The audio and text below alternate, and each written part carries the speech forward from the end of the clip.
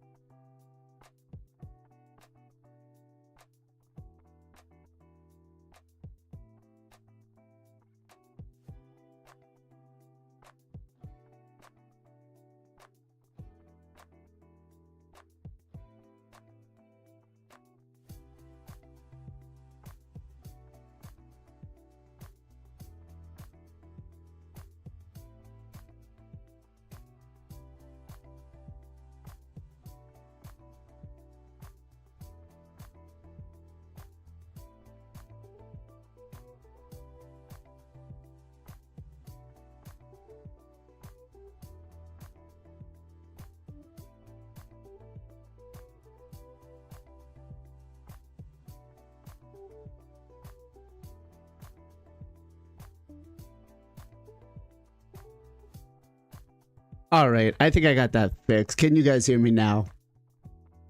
Chat. I got you. All right. I wasn't sure what the heck was going on here. All right, so here we go. I think I got this all fixed. Guys, welcome to another episode of the Knights of Teleria podcast. This is what happens when I take a week off and go on vacation. I come back and nothing's working the way it's supposed to. But that said, it was a fun time for vacation. I had a lot of fun. And, I missed you guys. I missed you guys so much. Not being able to talk with you guys for a week kind of killed me. It hurt me right here. But we've got to talk about a lot of things this week. We've got a new mythical that we're going to be getting for the Chimera boss. We've got relics. We've got He-Man. We've got a whole bunch of stuff. But let me introduce my first host for today's show. We've got the I'm gonna try to phrase this as gently as possible. The cockmaster himself, Mr. FinalKenpachi. Ken, what's going on, brother? I'm doing good, my friend. I mean, good as possible, You they literally wait you for the go vacation, right? Lots of stuff coming on to the raid. Like, it's a crazy week, right? And yes, guys, I'm no longer mythicless. After 1 year, I can finally gladly share my cock build to you all. I'm so excited about that. I'm working on that. How about the rest of you guys doing? Next up, let's find out what my favorite late night streamer, Mr. MXPJE. What you been up to, man? Doing well. Have not pulled my promos yet. Probably will pull them later today. Hopefully we get some good luck. But I've been good. No UFC last night. Watched some football, and happy to be here and talk to you guys about what's happening in the raid. Because no podcast last week, so we got a lot to discuss. Nice. Next up, Mr. Gestal Gaming. Have you had any crazy pulls this week? Yeah, I was just telling you guys, big week on the soul pulls. Got a 6-star Odin, 6-star Marius, 6-star Armands. Great week. Finished off a lot of the champs that I really wanted to get 6-star, man. I'll be pulling primals, quick plug, on the stream 1 hour before reset. That's 3 o'clock my time, Pacific time. Okay. Pulling 150 primals. You want to come by, check that out. So you've essentially just told us that you yourself have made Lava Arena even more toxic with all the 6 stars you've gotten. Bro, my win rate's up. I had 2 real good days since I've had all those 6 stars, man. People are scared of me. What stones did you pull? Huh? What stones? I pulled 11 of the big boys.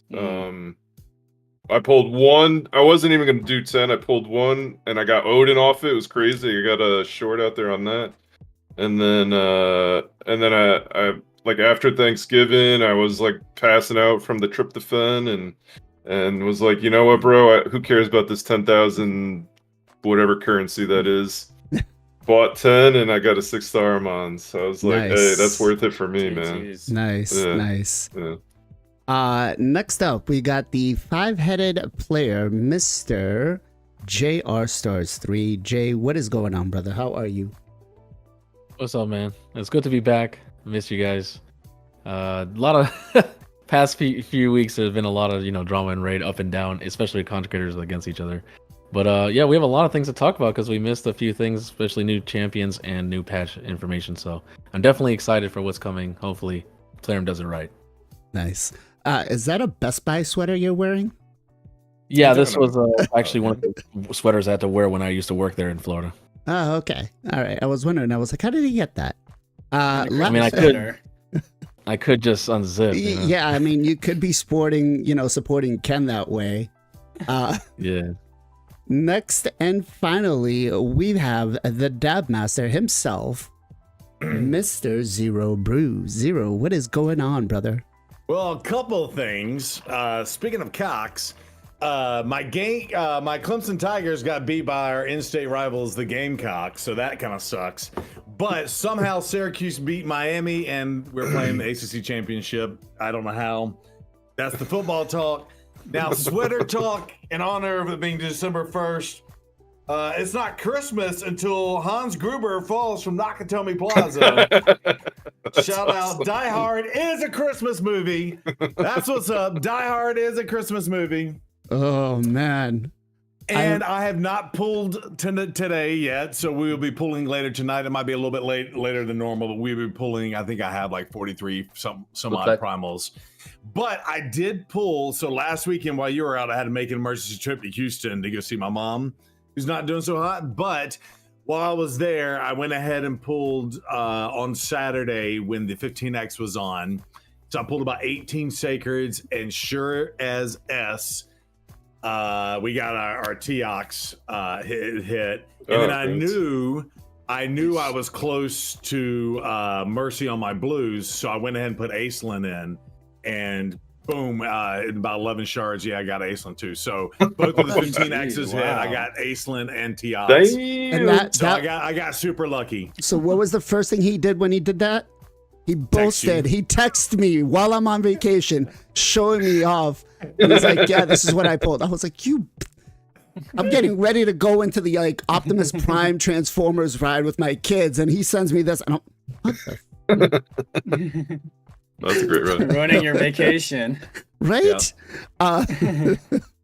But that's it. Congratulations, man. Congratulations to all you guys. Did anybody out in chat pull anything big? And if Sus is out here, I don't want to hear it because you have just had the stupidest luck over the last week. This guy's pulled Seafies on his free-to-play. Any 10X champion that it's been going, he's been literally pulling them, and he pulled 2 brand new mythicals, and he's just like, hey, this is what I got. I was like, really, bro? Really? It's like he's got the most insane luck. But hey, he deserves it. He deserves it. That said, let's talk about some things in Raid this week. Now, the first thing I really, really want to talk about is the He-Man pass. This came out last week, or this week, sorry. And for a lot of us out there, it's kind of like the whole Zeta thing, right? Once you get him from the pass, you can summon him from some shard events. And then once he's gone, he's gone. I was not a fan of them doing this with Xena. I feel like, especially He-Man, because he brings so much nostalgia for me when I was a child. I'm like, you can't literally just sit here. Like, I get you want to make money, but putting it behind a strict paywall and just say, here, $40 to get this champion, and that's it. Now, I have heard the opposite argument saying, well, listen, this is definitely a lot cheaper than what they would consider a, legendary champion being worth. They valued them at like $300-400 or $200-300, something like that, because they make us pull so many sacreds. That said, I still don't like how this is framed. I feel like maybe if they did like a guarantee down the line for 20 sacreds, or if they had done it that way, might have been perceived a little bit better. But Ken, I want to find out, what is your opinion on this pass? I mean, He-Man was also on my childhood, like I kind of grew up with him, watching him. Same for the Xena, actually. And unfortunately, I don't have a Xena. I tried a couple of the 10X. No luck. They said, by the way, guys, if you guys not going to spend money and if you guys still want this champion, there is a one more options to get it. Nice figure there, Gestal. So they are going to do probably 15x, 10x for him, maybe prison pool. Obviously, he's going to be tournament reward as well. I'm pretty sure about it. So finger crossed, maybe we can get him over there. And yes, I agree with that. I mean, $40 for the decent champion and limited champion is definitely worth it for this game prices. All right, because $40, how many shard you can purchase with the secret shard? I think barely one, or one, Yeah, maybe two, depending on the offers. There you go. You think you are going to get a Lego from them. But in the other side, like even this is like $1, and if you don't spend money on the game, you cannot get it. So that's the unfortunate part. My opinion with this is because he's just a limited time champion. Like, maybe I'm wrong, chat. What do you guys think? Did you guys go and buy He-Man, or were you just against it like I am? Because I feel like it's flat out just saying there's no other. I mean, the chances of us getting him in like a 10x or 15x, yeah, very minimal. But I don't like just this kind of mentality. Just the way that it's been pushed. Gestal, what about you? What do you think? Well, I've already talked about. Oh, I guess not on the podcast, but earlier I was talking about buddy Handy, and my other buddy Naj just came in. But Handy bought him and then pulled a 6-star soul for him like immediately after. Wow. So I was like, bro, I gotta do that. so I scooped him up and I didn't pull a soul for him. But Handy really likes him, man. Handy's top. He's a great live arena player. I think he has like 12,500 points. He's top, whatever that is. And he uses a ton of different champions, and he's using them, man. He likes them. And he hits through Stone Skin. Not many champs do that, man. And he hits pretty hard. He's attack and HP. Which that is a little interesting that they did do attack and HP, because usually they've been trying to stray away from that. Yeah, he's kind of like the Rotos, but they've been trying to stray away from that part because they used to do it back a lot more often with some of the champions. Okay, Jay, what about you? Will you be purchasing this guy or no? I was holding off for a while. I did cave yesterday. And for the wait, I think I started. Did you just say you're holding off for a while? He's only been in game for like 3-4 days. Jay, come on, don't. Hey, that's a long time in raid, you know. Sorry, a week. He's been in a week because we got Skeletor yesterday. Yeah, I didn't give any money to player for like 2 weeks, and eventually this is what broke me. I thought about it like over like longevity. I was like, okay, well, if he's not just an attack champion, he's an attack HP champion, so that might scale better on. And I'm thinking, if Sylvan Watchers has 3 mythicals, right, that mean they might make 3 or 5 per faction. And I'm thinking there's going to be eventually, this is what I'm thinking, that there's going to probably be a champion that just has tons of buffs, right? You know, hopefully it's a legendary and not a mythical, but I feel like that's going to be one, because they're going to run out of skill to eventually make. They can't just keep copying everything. There's going to have to be some champion that's going to be different than everyone. So I'm already thinking like long term, like maybe there's going to be someone that's going to be really good with him. And I was like, I might need to have him in the back pocket, just to have him. But of course, nostalgia got me, and I was like, man, I want to play with He-Man. Why, unfortunately, Skeletor, we'll talk more about that. Oh, but boy. Yeah. After also watching a lot of people play test him and see about him, I'm like, this is not that bad, compared to Xena, which I actually didn't pay 40. I paid 60 to do it day one just to show my chat. And I will say that was not as great, right? I was just like, because you can look at the kit and tell, but I wanted to show it. And I was just like, yeah, but He-Man's way better. He's actually pretty good in my opinion. I figure like He-Man should have actually been a mythical because he's got 2 forms. It would have been awesome to see him just being in his normal form as the prince, and then He-Man. Like, I feel Plarium kind of missed out with that.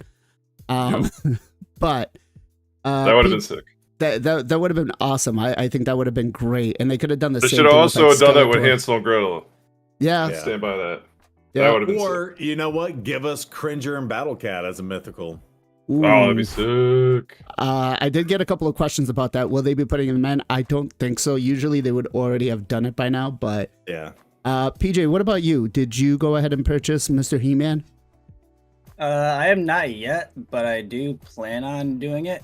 So I have a little bit of a different, I guess, view because I didn't really watch He-Man growing up. I think it was a little bit before my time. So Kids.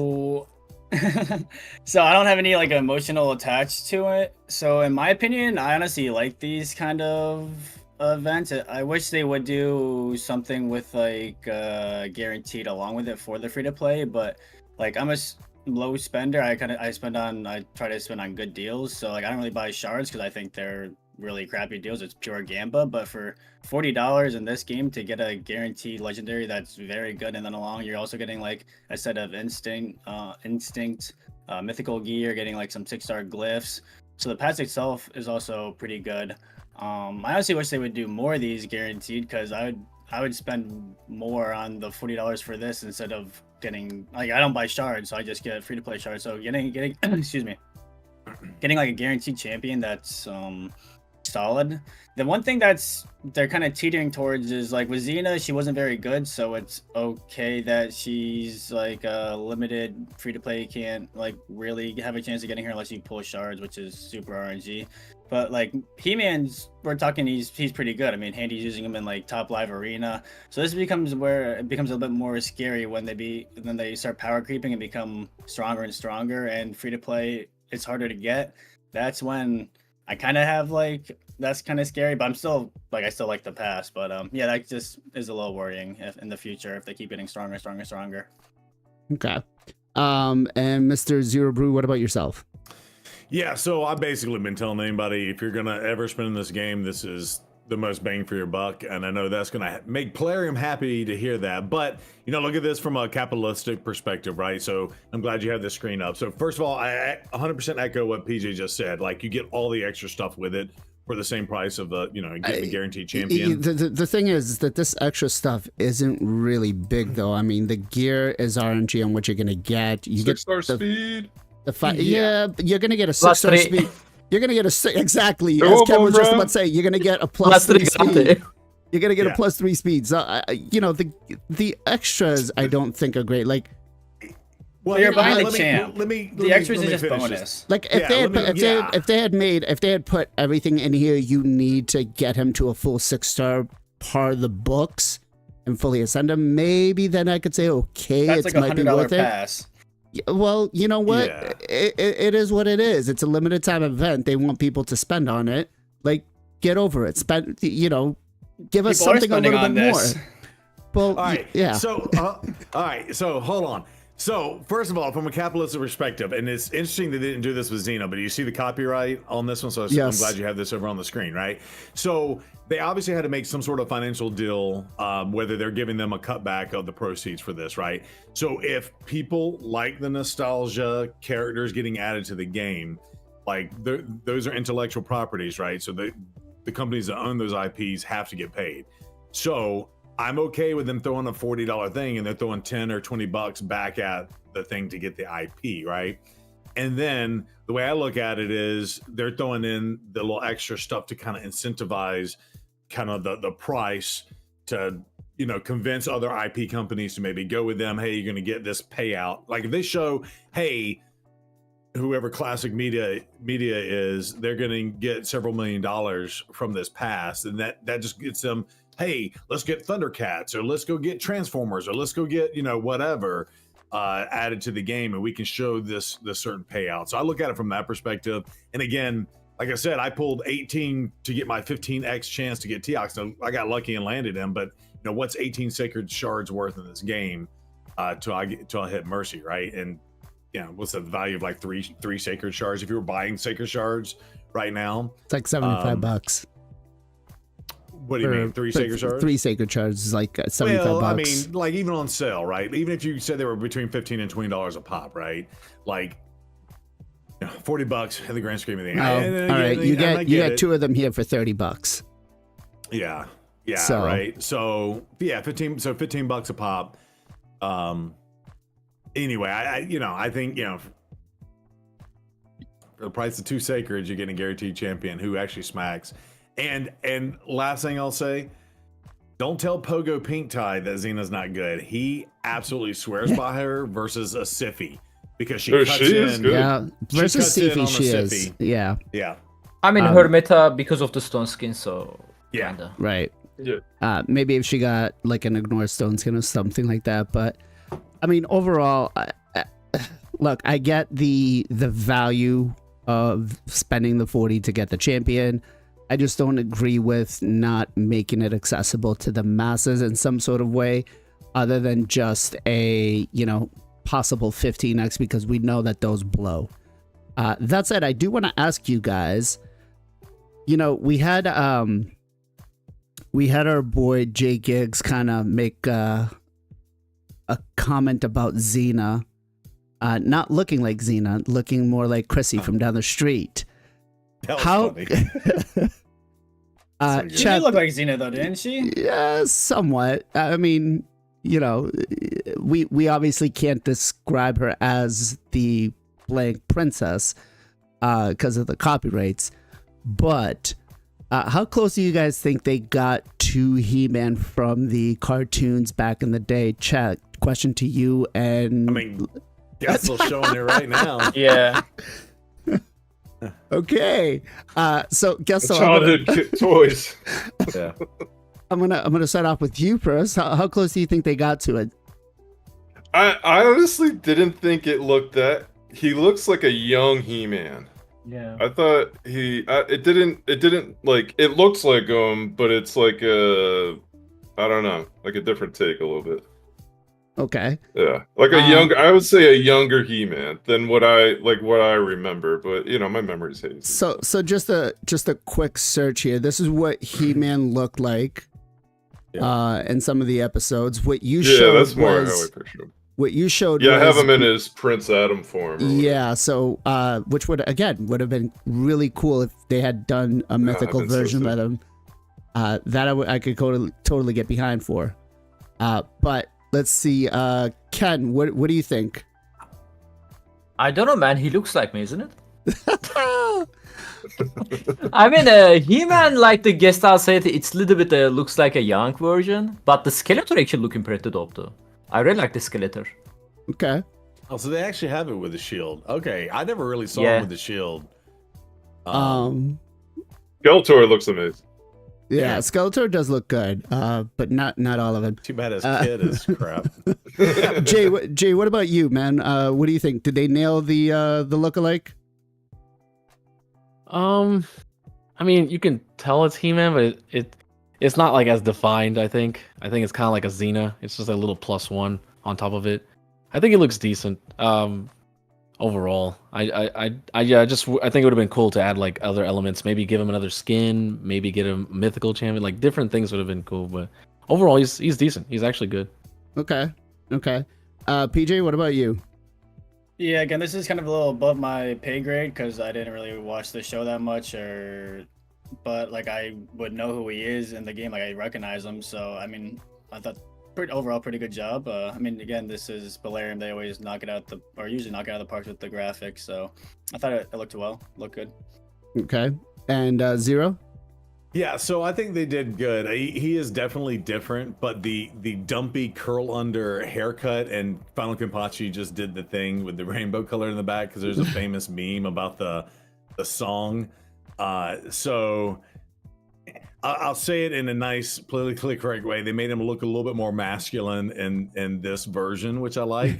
And but the thing that's the best about him is I think his A2, or maybe it's the A3. The A3 actually in game, because they made it look like I had the power Grayskull and then shooting the lightning bolt and stuff. So that they nailed out of the box, like mimicking what he does in the cartoon and stuff. So they nailed that. I do have somebody that got him, and I will be play testing him probably tomorrow. I think he gets him because he didn't buy the boosted version. But sorry, I didn't mean to cut you off. Go ahead. Me? Oh no, you're good. No, I was just that, and then I don't ever remember him with a shield, but you showed that one that did have the shield. So I was gonna say I think he looks better in game with the shield. Personally, I think it just looks cooler to have the big juicy shield there. But I always remember him just being the solo sword. I'm happy his sword's appropriately like. I don't know. Thor's hammer it just always makes me mad how small it is. I'm glad that he has an appropriate. Mjolnir is not a sword. huge hammer. I know, but it looks so. I don't know. I hate how it looks in game. It looks tiny compared to him. Pull up the toy again, just real fast. I closed it. Okay, never mind. But that said, we're going to be using holstering to empower him, which I'm okay with. He's not a crazy champion that I would love to keep. Because I really, other than, I think, what is it? Fire Knight normal, he doesn't get a lot of play testing or a lot of work in. But let's talk about our boy Skeletor.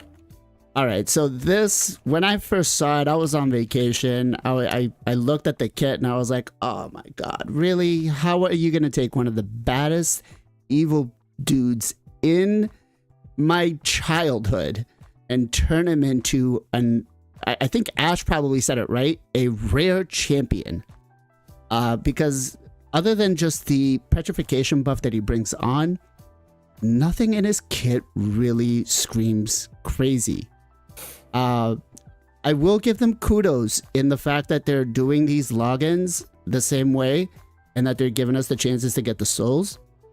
But I'll start with let's start with Zero first. Zero, what do you think, man? The overall skill kit. What do you think? Yes. So first of all, he looks amazing. Looks identical to him. And this is going to be a wild take, but I always, as a kid watching the cartoon, thought that Skeletor was like a dumpy character. Because like He-Man always won, right? And I always felt like the good guy always wins. Well, right. Yeah. But I always felt like he didn't do anything drastic to win. Like, compare Skeletor to Mumra from Thundercats. Mumra was a badass arch villain, right? And Skeletor was always like, I'll get you again, and run off, right? And so kind of like the kid is kind of memey like that. I'm kind of like, you know what? He was a crappy villain and they kind of gave him a crappy kit. And that's a wild take, I'm sure. Most people probably want to use him, but I'm on the Nerf Armand's train. So for everyone to get a free champion and he be crappy, I think I'm okay with. I do think, just in relation to the kit, being able to pair him with the bombers, because that's getting more and more into the meta. Being able to petrify someone and how to do 3x the damage has some stuff there, but I'm not going to put, was it 14 books? Can you count up the books on it? It's like absurd amount of books. 5, 9, 13 books. 13, and check the passive just to make sure. Yeah, nothing on the passive. So 13 books. I think the average is around 11. You get some that have 9, and obviously he's coming in on the high end with 13. I think if anybody is new to the game and or coming new, because there's a lot of people in chat I've noticed in streams coming new to the game. They're, I got you're getting a free champion Skeletor. It's cool. It's like, yeah, that's cool, but longevity of the game. This dude, obviously he's gonna help someone early game, but yeah, he's a champion. Yeah, he's kind of crap. Yeah, and I'm gonna echo here a message from 4-0. Getting this champ for Centranos with a 5-star soul, will be helpful, right? Also, big shout out to Mr. 4-0. I faced him in live arena yesterday, and no, but I'm like, bro, I don't know how and what happened, but all of a sudden his Marius goes first, and I'm like freaking out. I'm like, wait a minute. Like something happened. This guy runs his Marius at 417 speed to strip the stone skin. I'm like, what? Smart. I thought I was like, I totally was shocked. I was like, wait, how is this guy? How is it? Because I banned his speed lead. And I was so shocked about it. But it was a good game. Good game. Big shout out to Mr. 4-0. Make sure you guys are following him if you already aren't. Big brain. That said, let's go to giving all 4-0's secrets away. Well, he told me that it's common knowledge and that I can share it. So let's go to PJ. What about you, man? What do you think about the overall skill kit of Skeletor? Yeah, so when I think of Skeletor and like what they're doing here, it seems like they're trying to bring in new players to the game with free login champions. So it kind of seems like he's meant for that, built for more of like early to mid game players. You're getting that like increase accuracy, you're getting the decrease res, which is gonna help you like just give your champions less less stats in that, and like other stats in other areas. The A2 is pretty cool with the petrification, kind of like Aidlin with the decrease attack, decrease speed. Obviously no petrification for Aidlin, but yeah, for late end game, maybe for some bomb teams, being able to increase AC and stripping the block debuffs is pretty nice. It'd be cool if he had increased attack as well, because you'd have to bring someone else for that. But yeah, he's kind of, yeah, he's all right. I think for early game it could be good, but again, the books is an issue. Who's gonna want to put 13 books into him, especially early on, or any time in the game, who wants to do that? So yeah, feels like early mid game it could be usable. Late game, end game, kind of 5-star blessings and Trianos is probably what you're looking at. Okay. So I will be on my showcase putting the 13 books in, unfortunately, even though I don't think he needs them. Soul. But we'll see if it changes much. Gestal, what about you, man? What do you think? Well, I believe he's the first champ that can actually place petrification, which is interesting. On demand, yep. On demand, yeah. Whereas, like, there's other things that kind of have to trigger it to happen on, like, what Arvis and Mithrala. So that's cool. It is single target, which is, and I also don't know. Did we determine if that can go through stone skin? I don't believe it can. Yeah, is it spreadable? Is it spreadable? No. I don't know. You have to look at the. Oh, I don't know that. We'll have to. I don't think it is. Yeah, I don't think it would be. That could be interesting. Because it's one of those. Because petrification is also one of those buffs that can't be extended or anything else like that with mastery. So I doubt that it can be spread. And I'm gonna be fairly certain, as of other debuffs, it doesn't go through stone skin. Yeah, so it's interesting. I don't think it's good enough to make. I don't think this one ability is good enough to make him like a great champ. I think, like you guys said, it's a free champ. Certainly going to help new players who got him. Mid-game accounts certainly be strong there. But yeah, he's whatever. He looks awesome. I'm cool with just how he looks. Okay, bring him in. George Morgan on the YouTube side just told us that he did test it, and it does not go through stone skin. So, okay. Yeah. Jay, what about you? Yeah, so Skeletor, of course, is an early mid-game champion. Unfortunately, he doesn't have any unresistible, unblockable parts of his kit. Would have been cool if the A2 would have been either AoE petrification, or unblockable. That way it can, work on anybody. I think they should have they forgot to put the part like this is the block debuffs buff can go through that. So that way you can still petrify someone. So if someone's using like protection sets, right? You're like, oh, you got protected ally protection or strengthen or increased defense. Well, I'm just gonna petrify you, and you lose all that, right? But since it's not AoE either, you can't really like set them up for like. I mean, yeah, you can use the A3 for bomb champions. Doesn't bring the increased attack. Doesn't bring the AoE petrification, so you can bomb them. If they're wearing stone skin, you're like, cool, I'm gonna bomb you in stone skin. But if they're not, you can't like AoE petrify them, so they can all take more damage from bombs. So there's good parts in this kit, and then just stuff that's just weird. Like it's just like it's halfway. Also, why can't the A2 put petrification and then like decrease defense?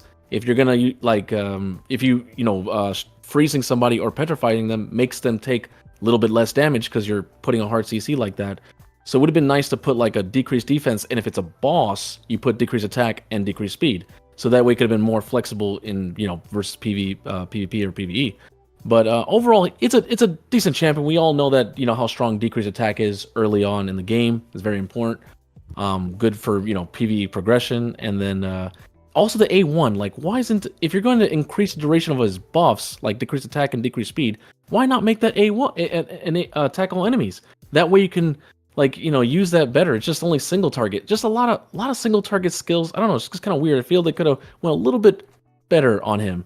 Now, if you get the 5-star blessing, of course, you can do some interesting things, like maybe, kind of like Loki. Maybe you want to go and get yourself your first unresistible sheep, or if you're gonna be using him maybe for brimstone and make him like a brimstone, like a Chronicler Adeline, right? When we did a showcase, he's not really great, but that brimstone did really help out a lot. People were doing Sand Devil stuff, Iron Twins things, like myself. So it just helps out, and of course, Curse City. But overall, I feel like there's just a little bit left. I feel like it's like a 5 out of 10. They could have definitely made him a 7 or 8. They could have done way more. So I feel He-Man, they did a way better job, and Skeletor is like a half champion. And what's with that passive too? It passes. It's just there's just a lot of stuff. I get it. He's trying to help out the people, because we all know accuracy is one of the most important things when you first start the game. The game tells you go attack or damage, but it's actually accuracy because of all these debuffs in the game. So I get it. The whole point of the champion is to help out, so you don't have to worry about going and farming Spider like crazy. But it doesn't scale as good, in my opinion. I feel like they could have done a little bit better. Like decreased accuracy would have been, in my opinion, would have been better instead of decreased res. So that way you could work on resist teams later on. But it's just weird champion. So just to get some clarification on the petrification, champions under this debuff receive 40% of the incoming damage, so you get a 60% damage decrease. However, bombs do 300% more. So I'm gonna echo the sentiment from Jay, where it really should be AoE. I feel like that would be better, or it should be, I guess guaranteed, if that's the case, right? Because it would really just make it, that one shit, because there are some people out there that are running resistance on some high champions out there, that as long as it's a guaranteed and they can get it in there, that would work. So I feel like that may have been a little bit better. No, Zero shaking his head. So let's go on to Zero and see what he says. No, yeah, you already covered me on this, but I already have issues with Armons being able to just sheep at will, right? So cannot be blocked. So yeah, no. If you had done all that with him, now if you were to power him up, it'd be nice. But like, compare this dude to Loki, and Loki's barely used, I feel like, today, and Loki's 1,000 times better than Skeletor, honestly. So yeah. Sorry, I need to deal with some message in the chat. That said, how did you guys feel about the overall look? Did they pin that off or no? Let's go to Ken first. I didn't talk about him yet, so. Oh, sorry, Ken, go ahead. My no bad. worries. No worries. I mean, it's gonna be short. It's a free champion with the free 5-star. That can actually help a lot, because 5-star give you 75 accuracy. He has a steel block debuff. At the same time, has a chance to remove one random buff, right? For the bomb teams, actually, if you remove the enemy stone skin from the skill, so your bomb damage going to deal less damage on them, right? You want them to stay on the stone skin. And about the block debuff, most of the civvies on these days are using 9-piece protection, so you also cannot remove them. But again, it's a free champion with the 5-star free. I'll take it, man. Like, I mean, to be honest, like, I'm not complaining too much.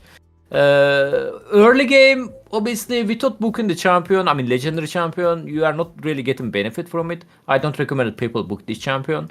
Just maybe make him 6-star. I'm also going to just make him 6-star, and definitely there is going to be a maybe siege post.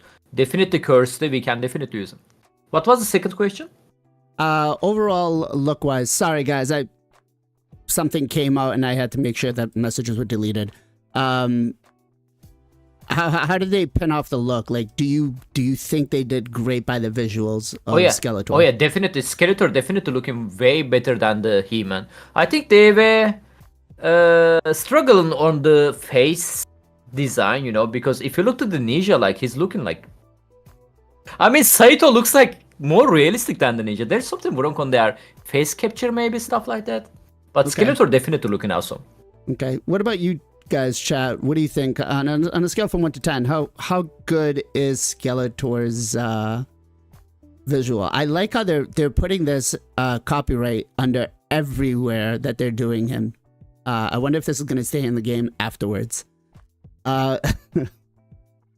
Gestal, what about you? What do you think about Skeletor look-wise? Yeah, I think they knocked it out of the park with this one, man. He looks awesome. As soon as I pulled it up, I was like, damn, it's like looking at the cartoon when I was a kid, or like a better version of the cartoon. It was all grainy back then, but yeah, I think they did a great job with him. Way better than He-Man. Okay. Jay?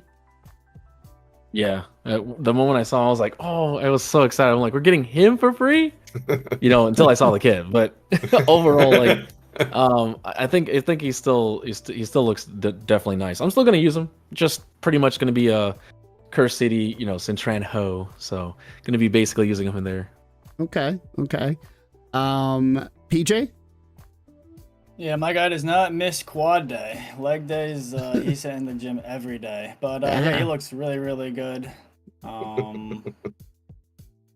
again, Okay. I didn't really watch the show that much, but look at those quads. Come on. I mean, look at the abs too, man. What do you think? I mean, he's got one line down the. Yeah, I guess. Yeah. And he's a wearing mage, the belt. Yeah. Yeah. But, no, yeah, he's looking awesome.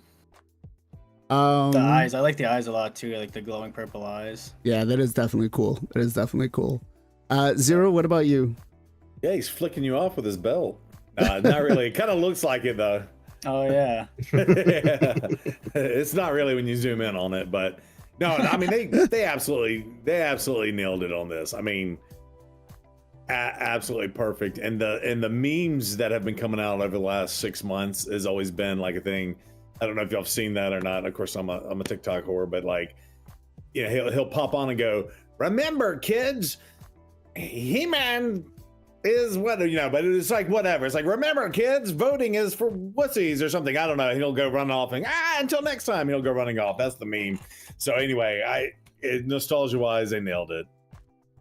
I can't think of one, but tell me I'm not the only one that's seen the memes. I don't do whatever it is that you called it. Well, it's just memes anywhere. I mean, you go, you know, Twitter, whatever. He just says something a little risque. He says, you know, like, "Remember, kids, like, what?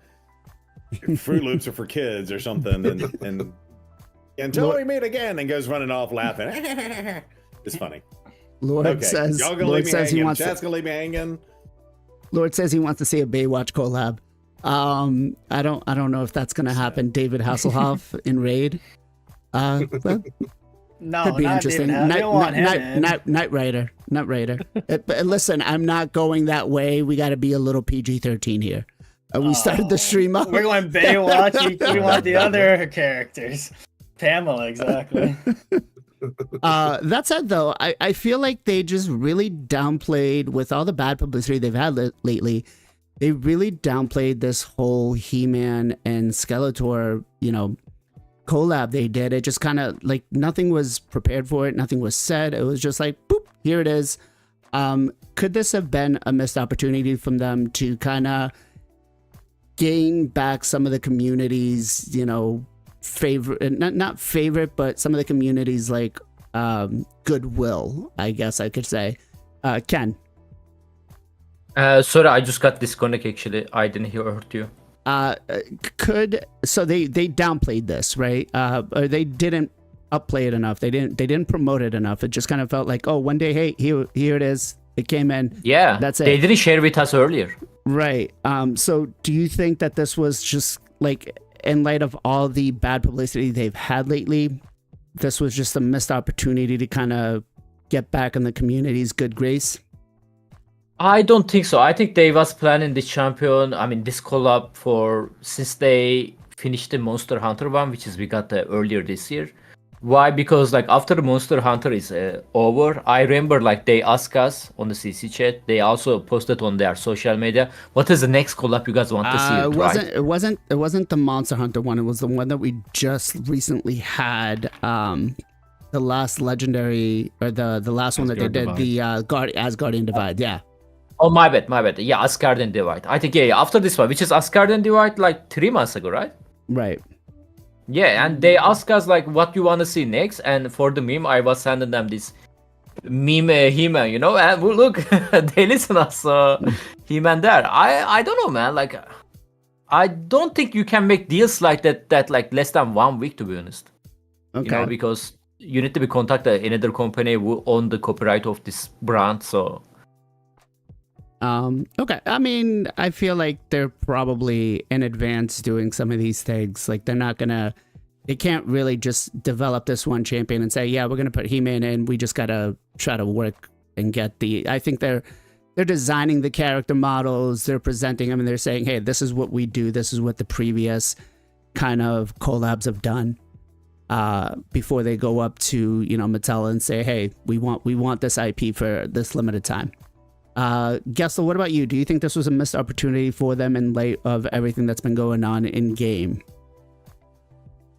What, like to market it more? Not to market it more, but to, kind of, they've been getting a lot of bad publicity, a lot of bad feedback, or not bad feedback, but a lot of hateful, not hateful. I guess they've just, in other words, with the whole Hydra. Yeah, they screwed up Hydra. Yeah. And some of the other things, and this could have just been done to, if publicized a little bit better, could have just kind of washed that away. Do you think it was a missed opportunity? I mean, I guess if they gave both He-Man and Skeletor away, that would be more of a way for them to pay us back for all the evil doing they've done to us. That's an idea. I don't know. I don't feel like this is I feel like this is probably something that's been planned for a while, honestly, because it falls in line with like the whole Xena thing from last year. So my guess is they've had this probably planned out for a while, and they just didn't want to tell us because they're tired of leaks. That's my guess. Okay. Like tell the CCs, like give it to the CCs early, like they did the other stuff. That's what I meant by that. Okay. Jay, what about you? Yeah, I think they were dealing with a lot of stuff behind the scenes. From all the stuff in the past 2 months. Probably we've already lost like 2-3 content creators, smaller ones, and a few players as well in clans. So. And a lot of people are playing other games as well. So yeah, they're getting a lot of new players and a lot of new content creators too. We've been seeing on YouTube. So definitely market. They could have marketed a little bit more time, right? But it just seems also like they're trying to. I guess towards the end of the year is coming, so they're trying to get everything. Making sure everything's the fusion. Had to get another champion pass. They're probably just threw it out there, and maybe they didn't want to do like they did with the Asgard Divide, where they gave us like a little thing and we got like a little earlier, maybe because like Gestal said, they're just like leaks are happening in other games too, and they're cracking down. Like other companies are like literally taking down channels and stuff. So maybe they were just like, we don't have enough time, because their time is different from us, right? When we wake up, it's like, oh man, it's already like what? Like, right. So maybe that's what it was. Maybe they were gonna do it and they were like, you know what, we have to just launch it now, and just threw it out earlier. But I think they should have spent an extra day or two.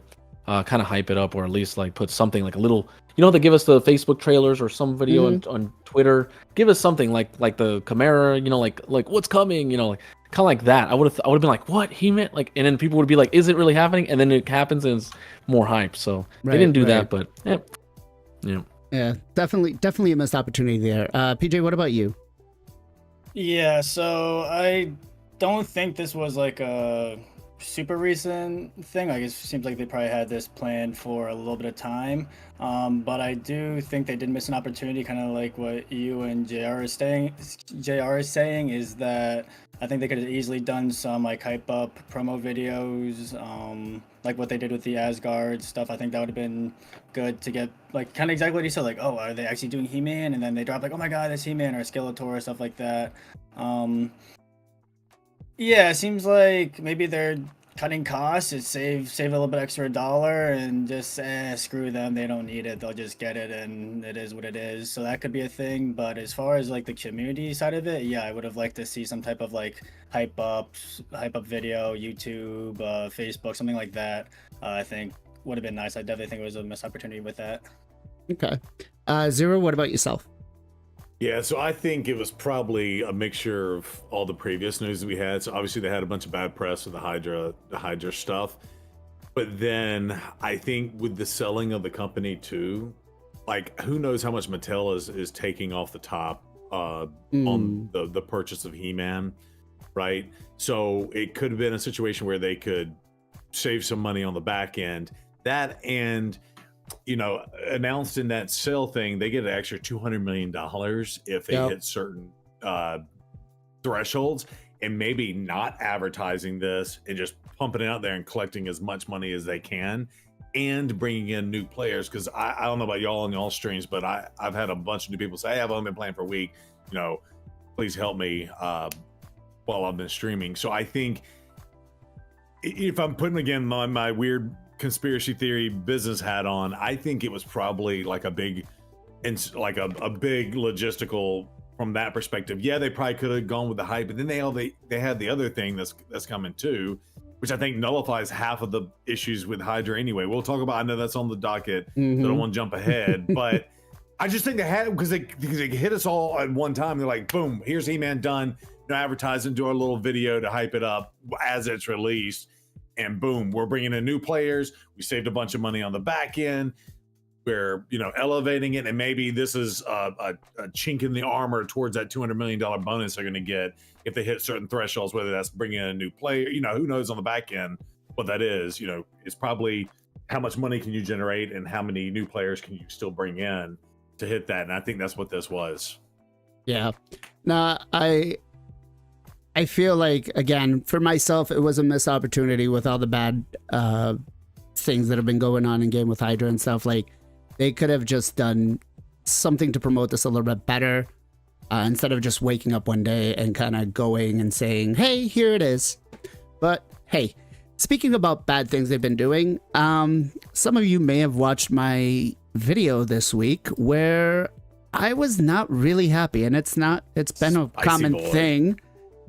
But we usually get a 5-star or 4-star soul for a fusion after the fusion is complete. Except this time, we have a 5-star Stork fusion soul for the fusion for the first place in the Champion Chase tournament.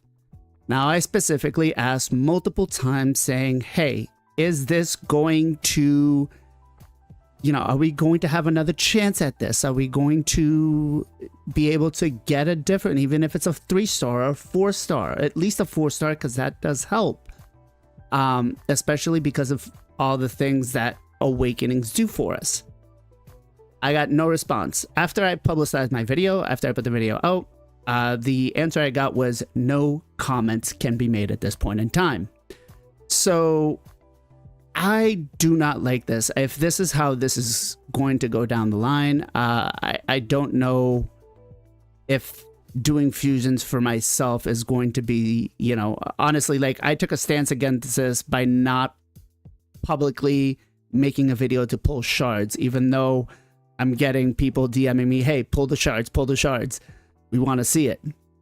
But that said, what are your thoughts on this? Zero, what do you think? Yeah, I think of the champions they released, right? This one's probably a really good one to get the 5-star soul on. I'm gonna hold out hope that maybe they still do it. I know we were kind of talking ahead of stream, and I think they're probably getting ready to launch to some sort of Christmas fusion.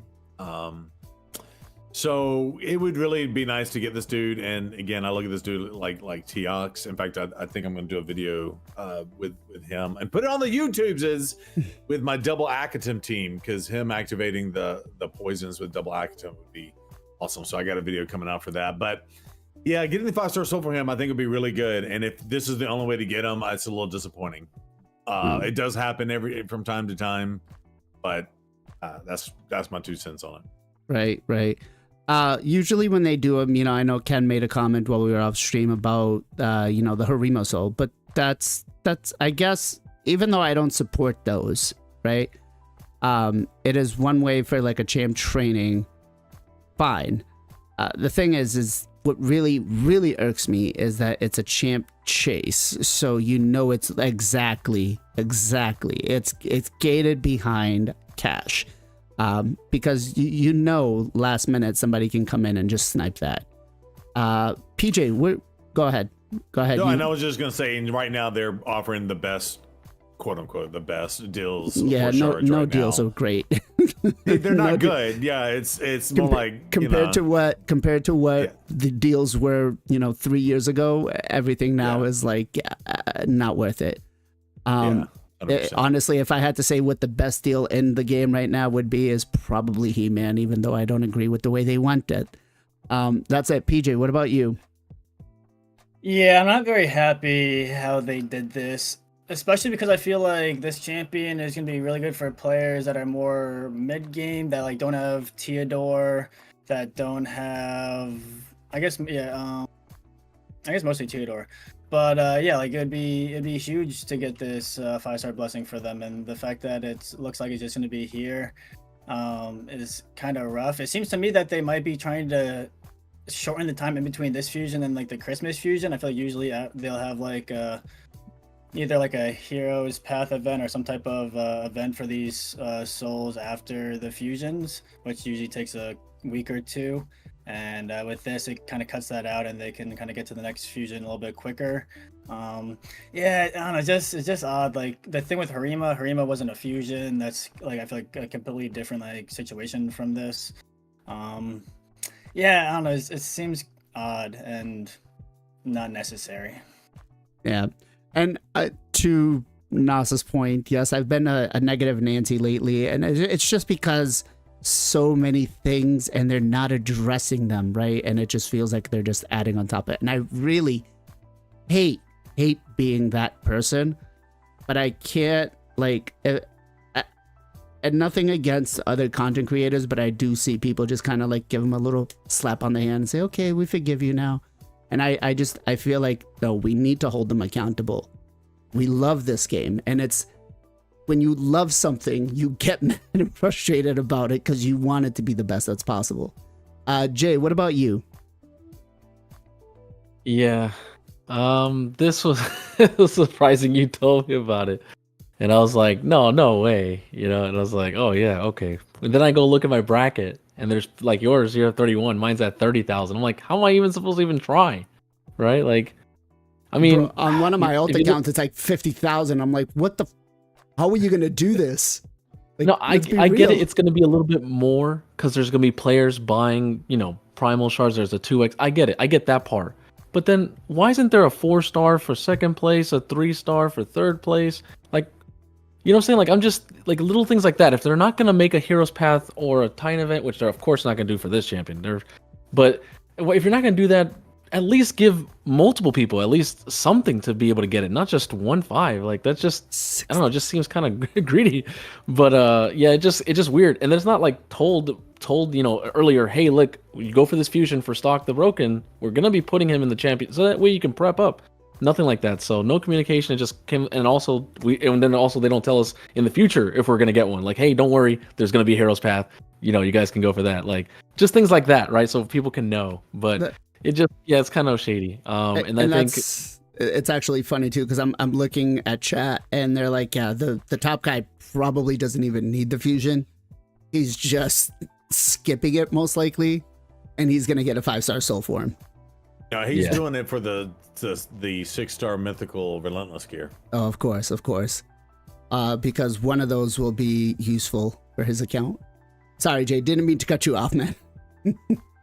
Yeah, but in general, I think back onto what I was saying about the negative Nancy thing. I think it's just when they do thing after thing after thing after thing, eventually you can like shrug it off the first time, but when it's just back to back, you start to hit a nerve sometimes, you know. But right. I honestly just I try to think to myself, it's Plarium. What you expect, you know? Like at this point, we're just we deal with it. But I try not to get too negative about it. Okay, Gestal, what about you? Yeah, honestly, I didn't even know about this until we were talking about it before the stream. I guess I'm just not super into this guy, and I have to appreciate that you do keep him honest, man, because like we don't want stuff like this to slip, you know, like just kind of go through the cracks, and then now this is the way it will always be. So it doesn't bother me that you get upset about things. I think it's a good thing. I just don't know if that's 100% the case, right? Like they haven't come out and said that there won't be a path event for it.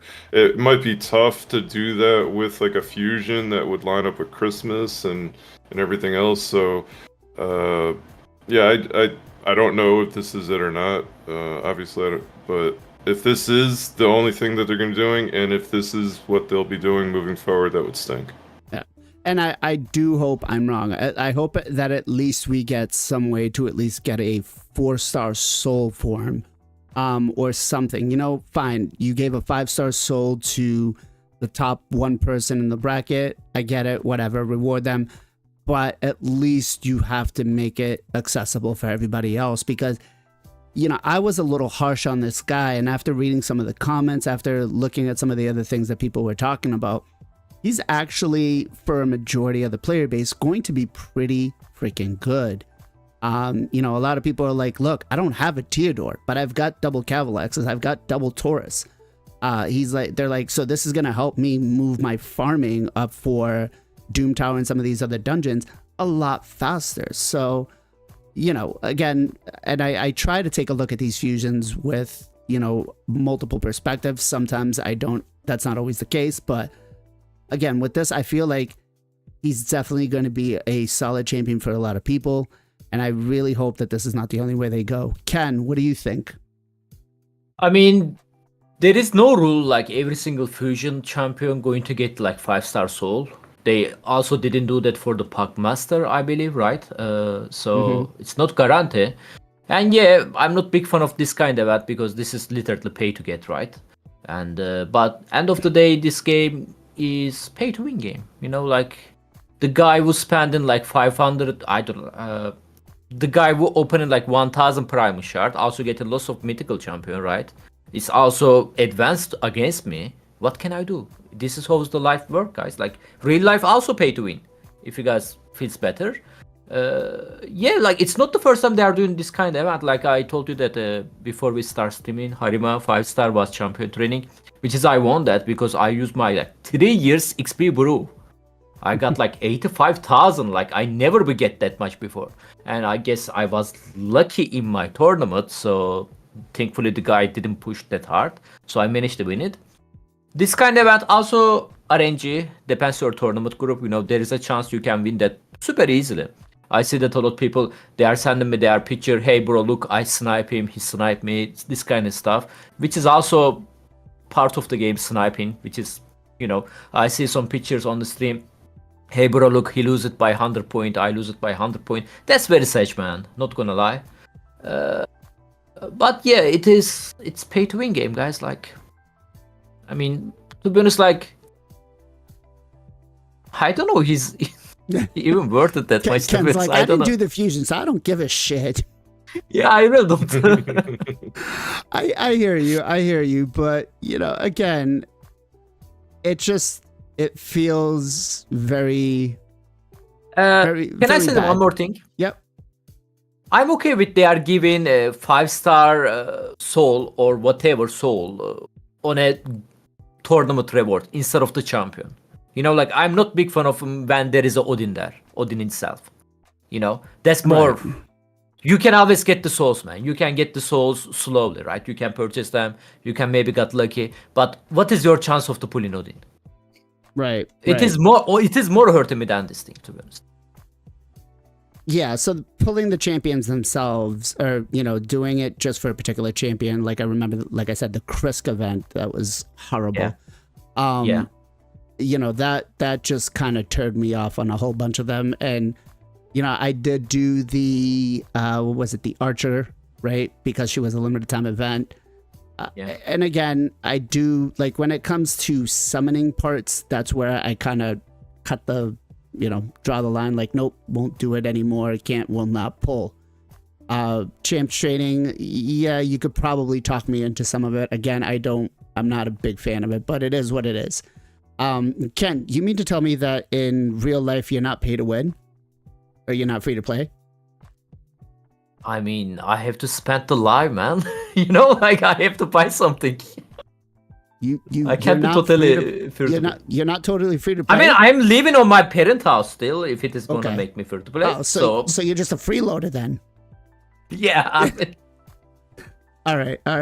Can we also talk about how they messed up this Fusion's champ training point things? Did you guys see? Oh yeah. I did not. What do we talk? The first champ training, both champ trainings usually have 10 fragments in each. I can send you a picture.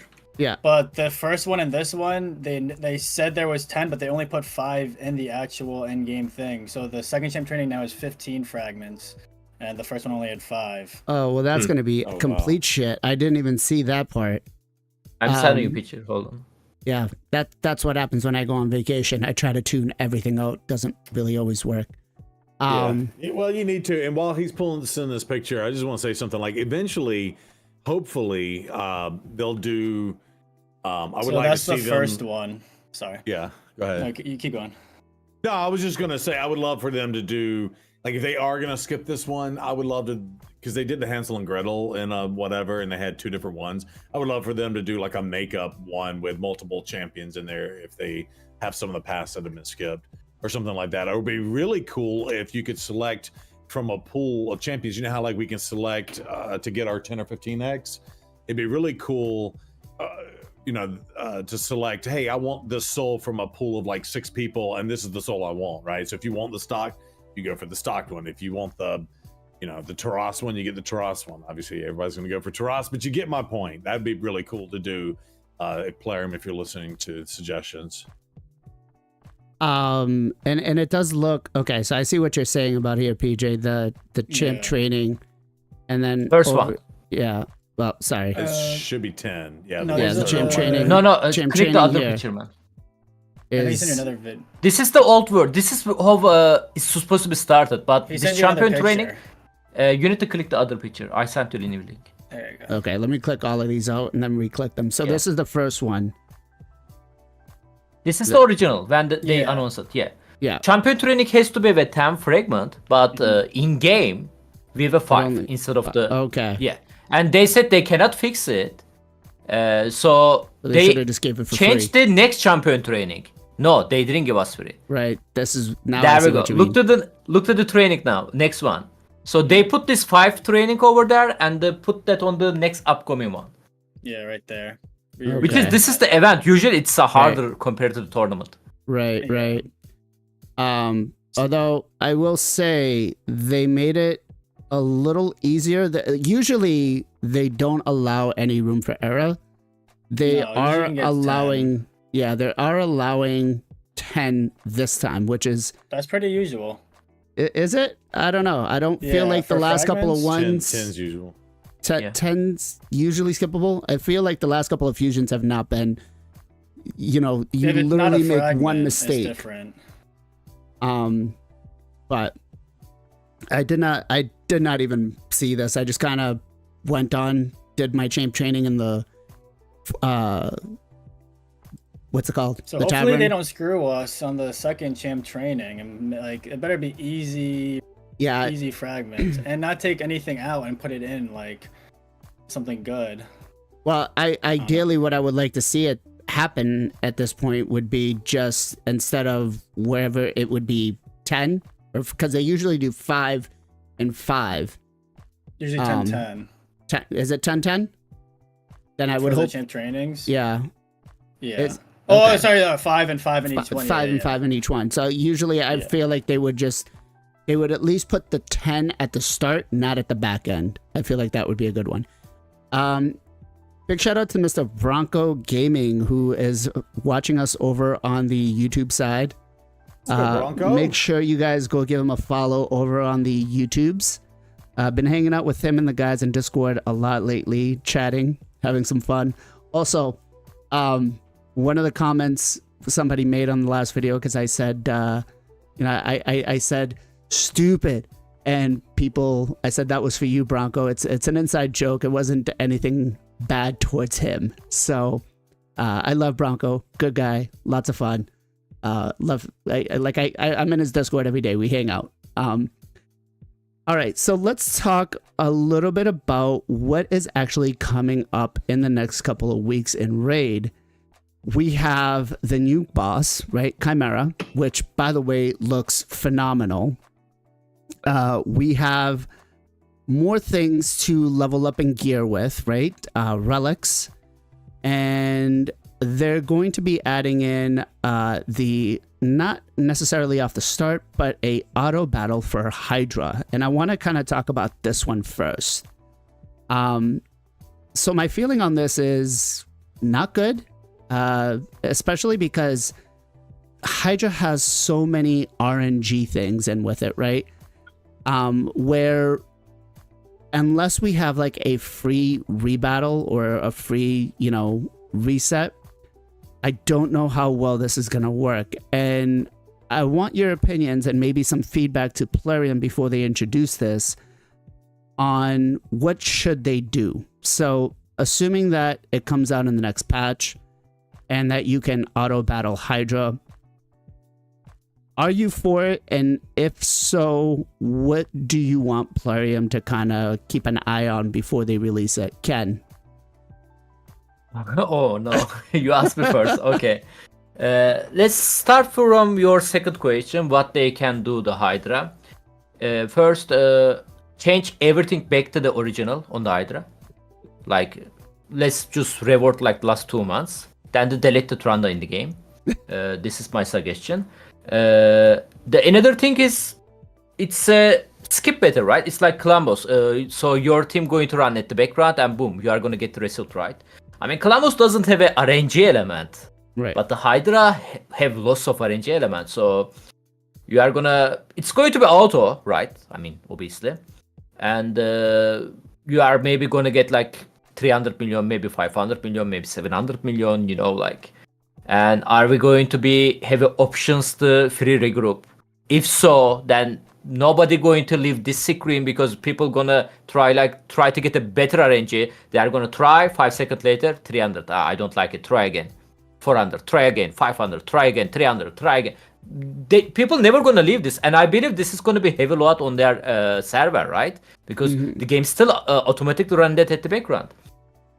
What they can do, my advice to them, let's say we are going to use manual one time, and the game going to ask us a question end of the fight. Do you want to keep this damage for your next skip a fight? So when you are going to see this rotation, and if your champion has the same gear, when you hit the auto skip battle button, you are going to get the same result every time. But this is at the same time make Hydra Clash. Everybody gonna do Hydra Clash on the last 5 minutes then, right? Everyone gonna hit the button last 5 minutes. Like, what's gonna happen? I don't know how they are gonna figure out this thing. Like, really curious actually.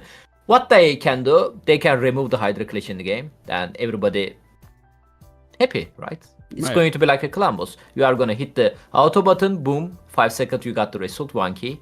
1.2 billion damage, enough 1.2 billion damage for to get personal chest. Then yeah, I think that's the only solution they can do it if they remove the Hydra Clash. Okay. It's not going to make any problem if they do it. I think I'm reading some chat here, and Nas, I think more than one free reroll would definitely need to be done. So I kind of like what Ken has a suggestion here of saving the score as your baseline score. So your Hydra Clash, when you auto battle it, would not get less than that if that's what you choose to do. So, you know, if like for me, my nightmare team, my best key is 500 million, that it would just get at that, or maybe, you know, sub 20% less damage because it's RNG based or something like that, because I ran it on manual, or, you know, whatever. So I kind of like that idea. I feel like that would work as a baseline, as long as the champions are geared and stuff. But chat, what do you guys think? Are you in support of the auto battle for Hydra, and do you expect them to work this out without any problems? Gestal, from a coding perspective, because you do this, how difficult will this be?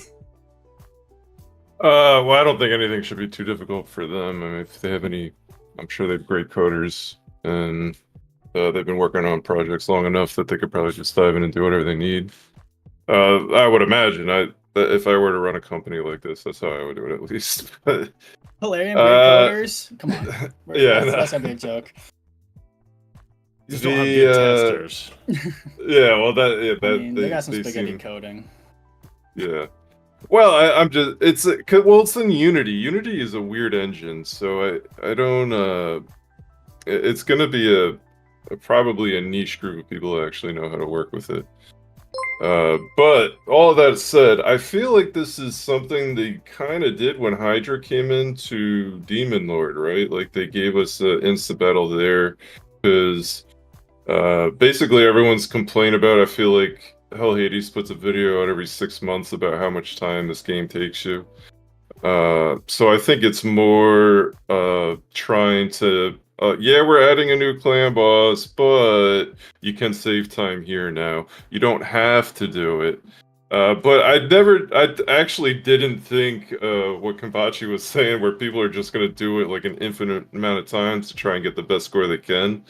So yeah, I would imagine either they're not going to come out with that, like some kind of way to prevent that at first, and it's going to crash the servers, and they're going to have to implement something pretty quick. Right. Or they're going to listen to this and be like, yeah, we did not think of that, and we're going to have to implement something. So, yeah, I would imagine there's going to be something. Maybe you can only do it once a day or whatever, something like that. I don't know. Okay. I'm all for it, because frankly, I don't think Hydra's fun anymore. So if I could just auto it, I'm fine with that. I don't really find it fun anymore. Yeah, and I do see chat kind of echoing the same sentiment. Like, get rid of Hydra Clash, and then we're cool with it. And I think maybe that might be something they do decide to do, and could possibly give us some more rewards in the personal. I think that might be a little bit better. Because again, my feelings on it are, why would you put an auto battle or an instant complete battle on a competitive game mode, right? It's like saying Clan Boss is going to start being competitive and we're just going to auto battle that. Which for that would work out fine because everything is speed tunable, but not in Hydra. Jay, what about you? I'm actually pretty happy about instant battles, because we already have auto battles, but instant battles of Hydra would be amazing, because it's just gonna be like Clan Boss. Like, you know, unless you want to build comps, unless you want to try new things, you can definitely showcase it. But otherwise, I just want to get it done. I just want to do other things in the game, especially since like Live Arena is more important to get those area bonuses and building lots of different champions for Centranos. So it just, man, the patch is going to be crazy. Now, the relics and things we can talk about is about, in terms of Hydra, I've never really liked Clash anyways. It's been causing a lot of drama. And for people who don't know, there are some people who do this in Siege or in Hydra Clash. They don't wait. They wait to the last minute, right? The last day, you know, maybe even the last 2 hours. You think you're in third place or fourth place, and then boom, you can go straight to first and second just by everybody using all their keys all at once. You think they're not going to do it, and they snipe you.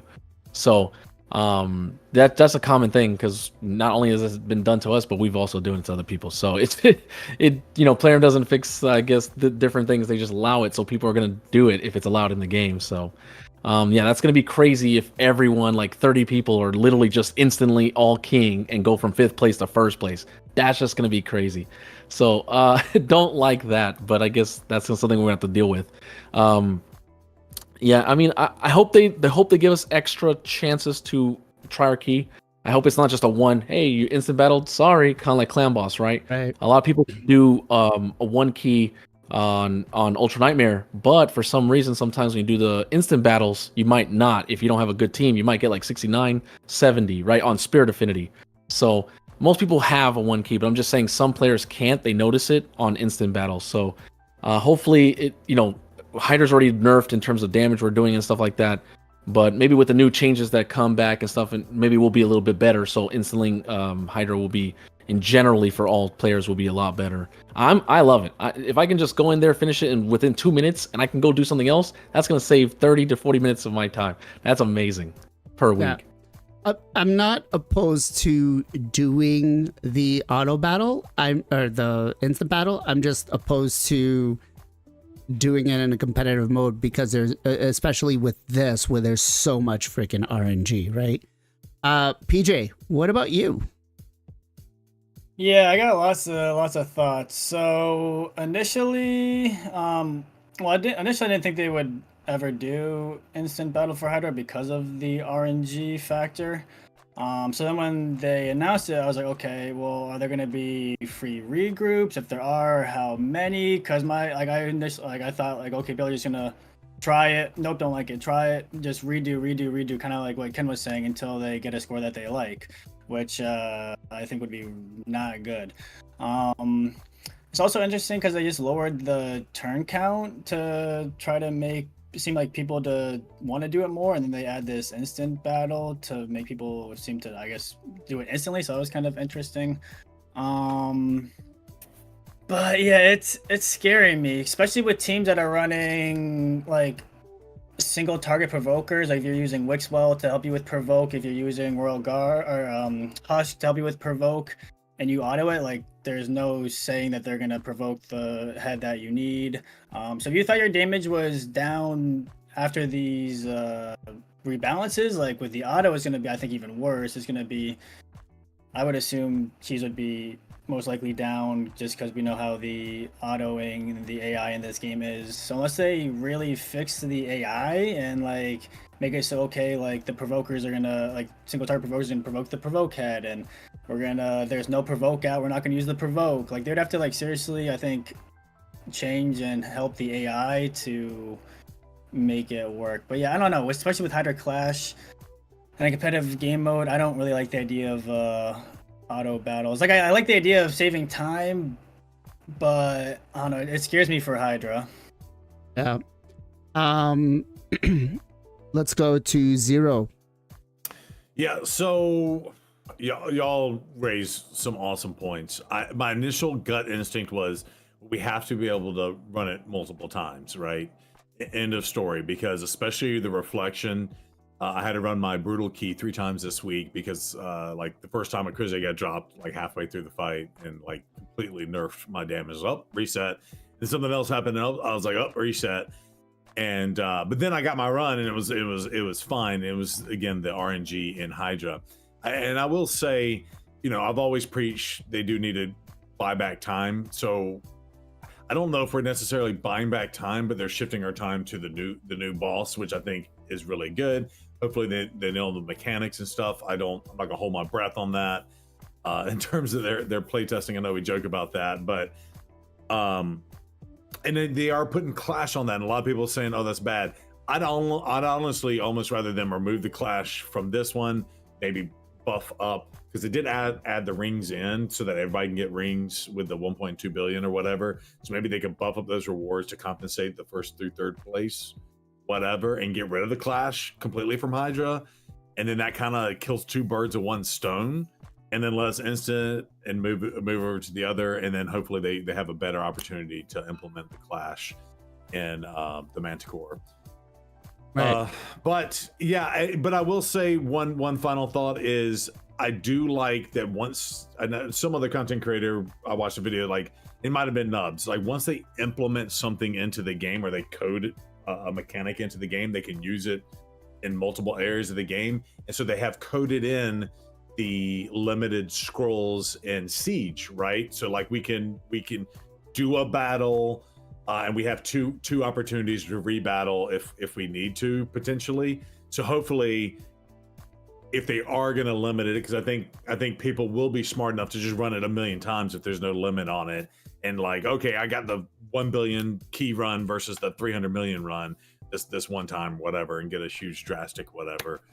But again, if you take Clash out of it, nobody cares, right? You just get your top chest and you're done. So, Right. but maybe if they leave Clash in, putting like, hey, I can run this 3 times per key or something. I don't know. Be cool. Yeah. So I'm kind of on the point with you here. Take these top 3 rewards, right, and add them into like another area up here. I feel like that would be good since this week, and then just reset this every week. Yeah. Maybe I don't, because the competitive nature to it is definitely going to screw this up 100%. But speaking about competitive nature, the new Chimera boss is gonna have a clash as well.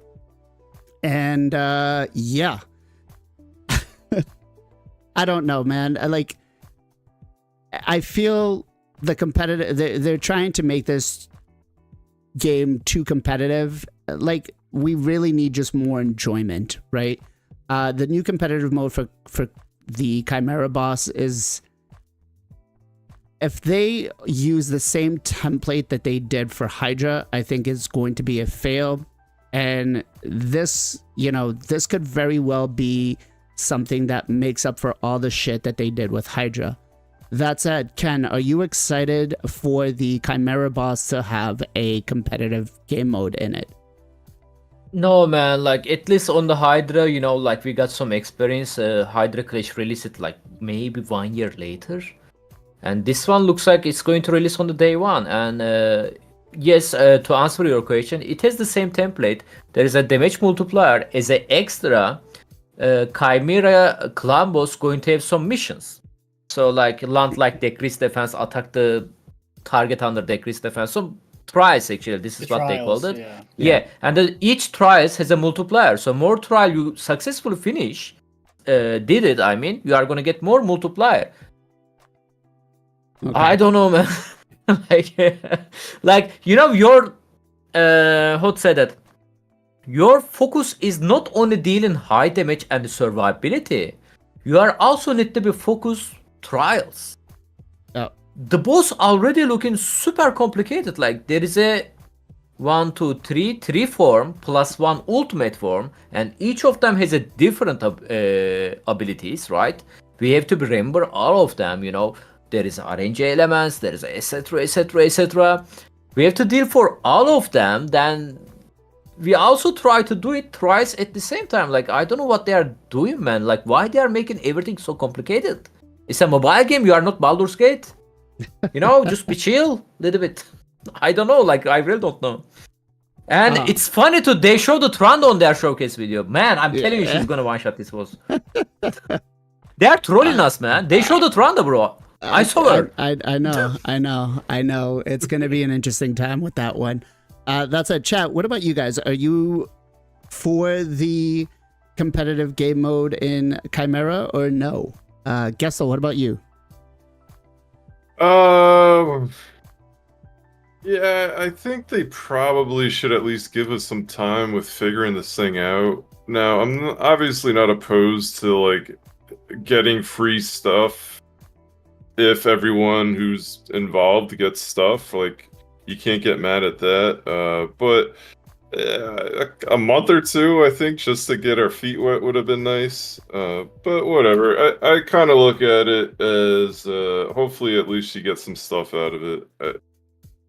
I'm not in a clan that's super competitive, so I don't take these CVCs or clashes, sieges. We don't really take it all too seriously, so it doesn't really bother me too much. Okay. Jay, what about yourself? Yeah, they should have definitely given us a small period, 5 months, 6 months. Let's just go in, figure out champions, find cool things, strategies, maybe like Zerg trial strategies, or just try to see how long we can survive. Would have been better. And then once we have like a set in stone, boom, there's not much content. They're probably maybe they're releasing new champions, but there's not anything else. then they could be like, all right, cool. Now here's Hydra Clash because we need to, put content out there for the next year, but at the same time, give you something to push forward. I think that would have been way better. Just right from the get-go. Oh man, that's just crazy. Especially with everything else that's happening right now.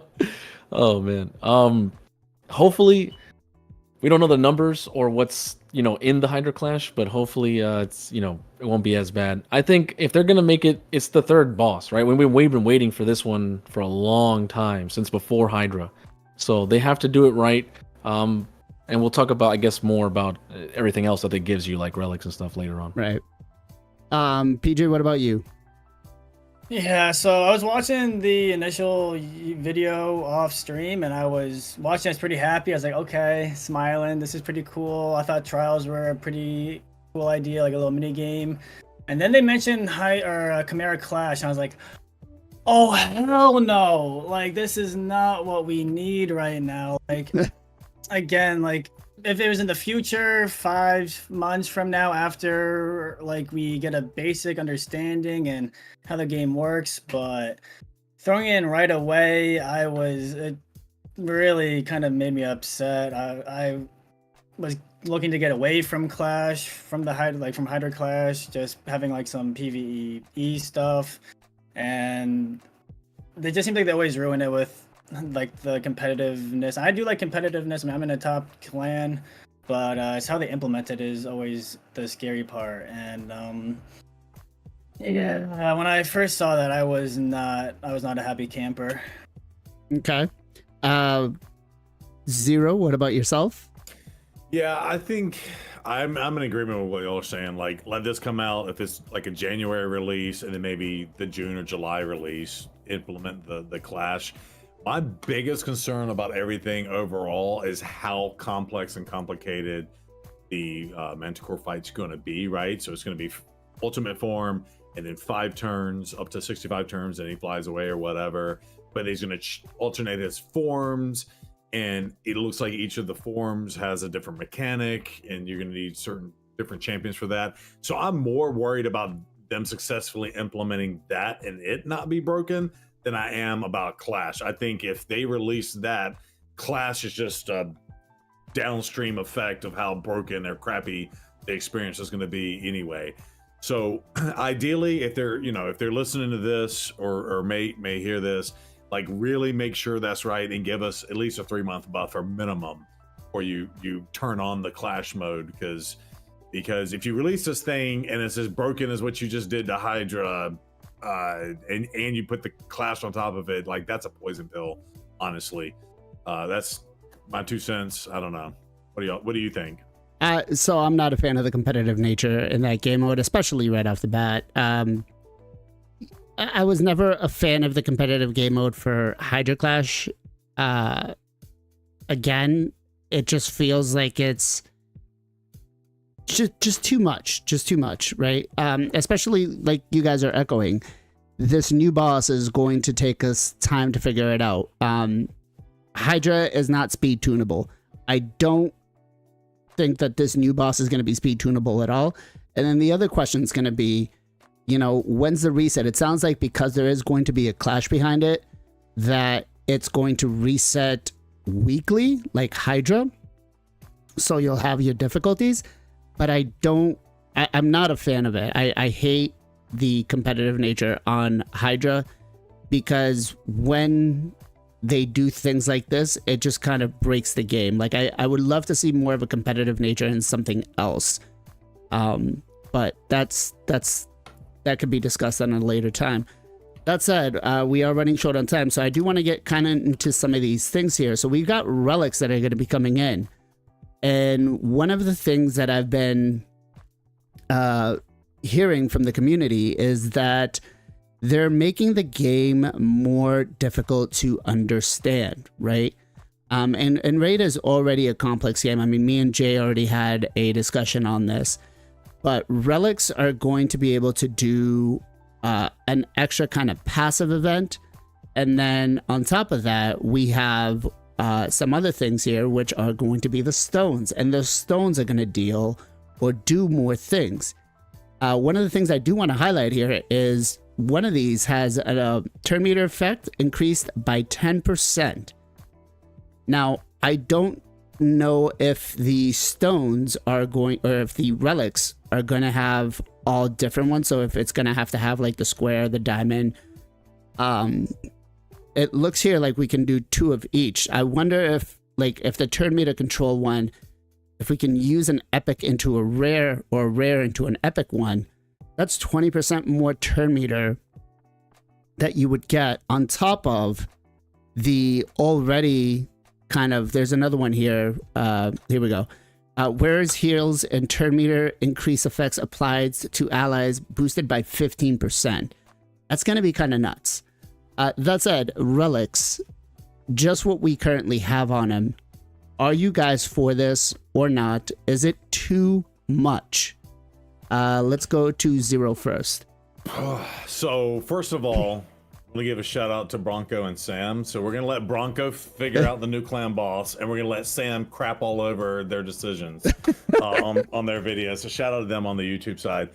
That's gonna be awesome. So in terms of relics, so like this week, Path of Exile 2 came out, and that is like an extremely well. No, I know, but they announced all the stuff last week, right. So since we've done this podcast, right, but and obviously it's going to be released next week, and the extreme complexity in terms of like character development, if anybody's seen or played those games, and of course slotting in jewels into artifacts just instantly gave me the Diablo-like effect, right? Slotting in, so it gave me that nostalgia. So on one hand, I'm extremely excited about being able to customize and tweak certain characters or accentuate what they're already bringing to the table. On the negative side, it's going to make this game extremely complex. I mean, I'm going to be honest, when I'm fighting someone in a live arena, half the time, if I don't have the champion or know how they work, a perfect example of this is Siegfried, right? Like Siegfried's just a great champion to fight with, but until I actually got him and realized, oh crap, you need to kill him before you kill the other people on the team, or he's gonna come back and all that stuff. And it's just, there's so many champions in the game, and adding this in, and I'm gonna warn Plarium, you're gonna have to be able to display like whatever crazy crap that they're gonna have, in my opinion. And maybe they're not gonna be able to do that, but you're going to have someone, was it Kenpachi, who fought in Armans and just one-shot his whole team, and he never got a turn on that one? Like, could you imagine adding more stat bloat in terms of the artifact, and you're adding in these extra turn meter, still, and they get a Marius gets 2 shots to do their A1, right? Like, I think I saw that somewhere, a double on the A1. Like that could get stupid quick, right? That being said, and I'm going to shut up and let everybody else have the talk, I will say for fusions, like a lot of people look at them and go, yay or nay, or I already have TO, I'm not going to go for stocked, for example. So this kind of ties into all this. I don't know, man. You start throwing this stuff in, you can customize the champion. It almost makes all fusions worth going for if you can afford to do it, meaning your resources are free play, whatever. Like, who's to say, if it does 50% more damage when counterattacking, right? Like, who's to say a champion that has counterattack built into their kit? Marius. Counter. Like Marius. Was it Eric's HP based nuker that puts counterattack on and stuff like that? Like this could get stupid real quick, right? So I think future fusions, you almost have to go for them. And who's to say, we poo-pooed on Skeletor and Skeletor's kit, but who's to say there's not a gem that pops out that all of a sudden makes Skeletor OP, right? So yeah, I'll shut up now. So you're not in favor of the relics?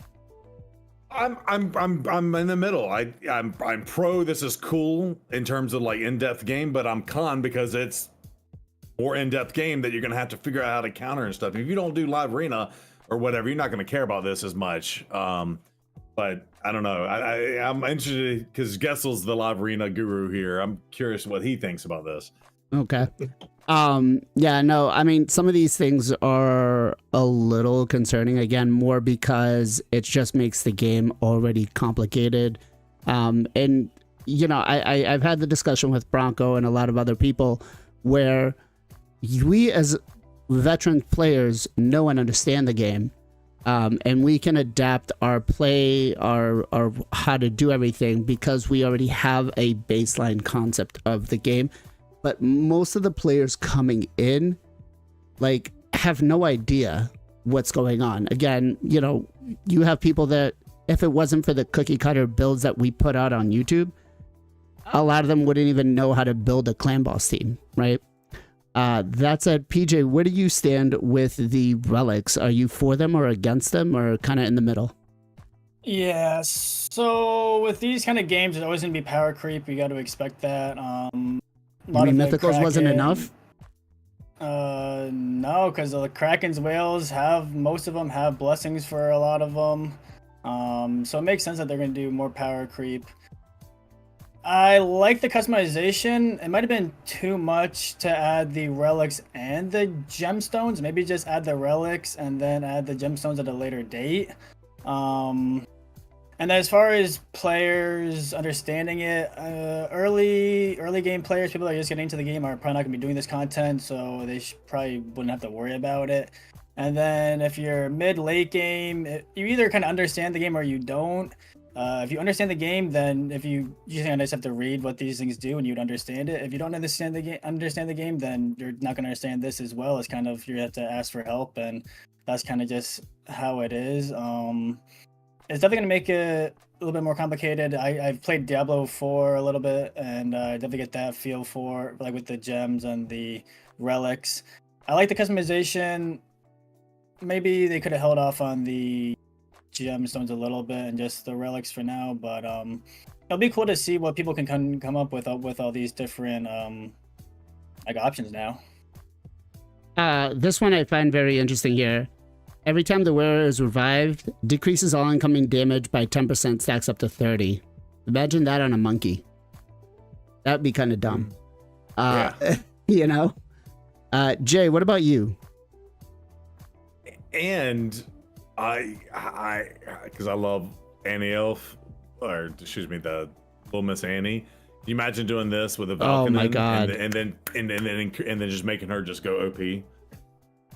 But that's what I'm saying. Like, that's some cool character synergy stuff that seems awesome to try to theory craft and make happen, right? But then how do you know that's going to happen to you when you're fighting it competitively? All right, I'll shut up. Jay, go ahead.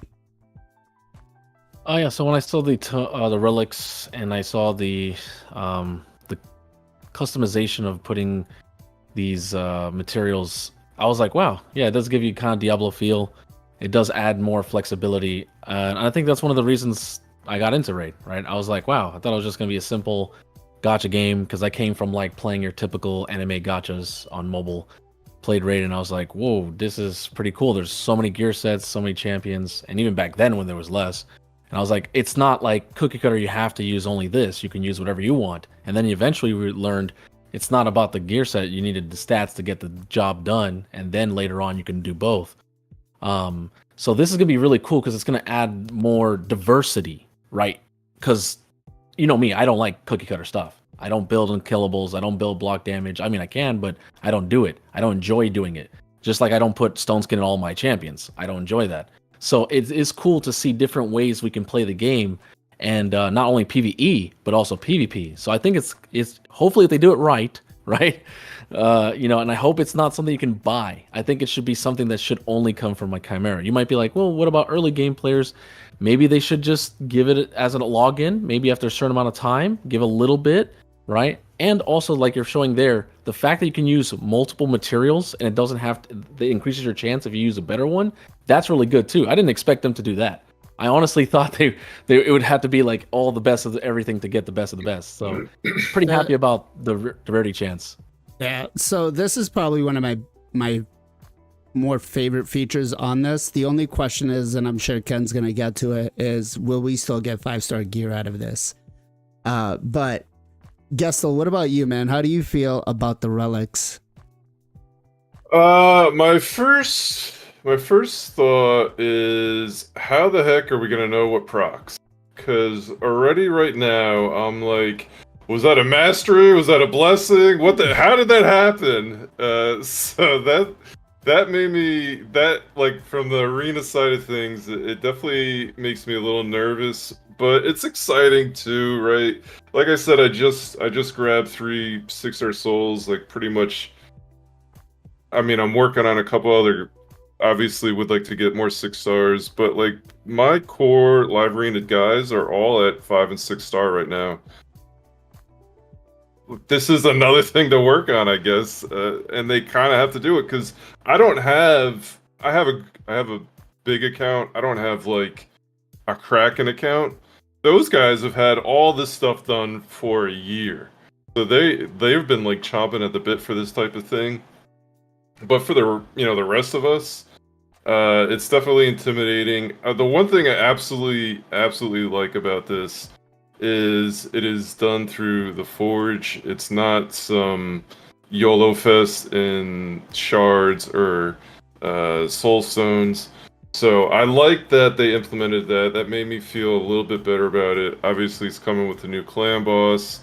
I'm almost with Zero Brew here. Like, I love it because there is going to be exciting stuff with it, but I'm scared because I know what this is going to bring to Live Arena. Okay. The other thing I did kind of notice here was that it's not like rings will have like either HP, attack, or defense, and then whatever substats or the neck piece. Like each one of these looks to have different substats, no matter what it is. So I wonder, will it be like instead of HP here, will we get defense if we unlock it at number 9, or will we?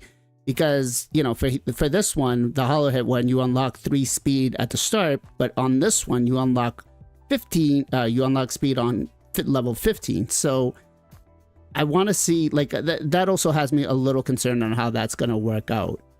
PJ, did I ask you yet? Something? Yeah, but I have another thing to say real quick. Sorry. I just think it's funny and ironic that they give us space for this, but they can't give us more space for like gear and accessories.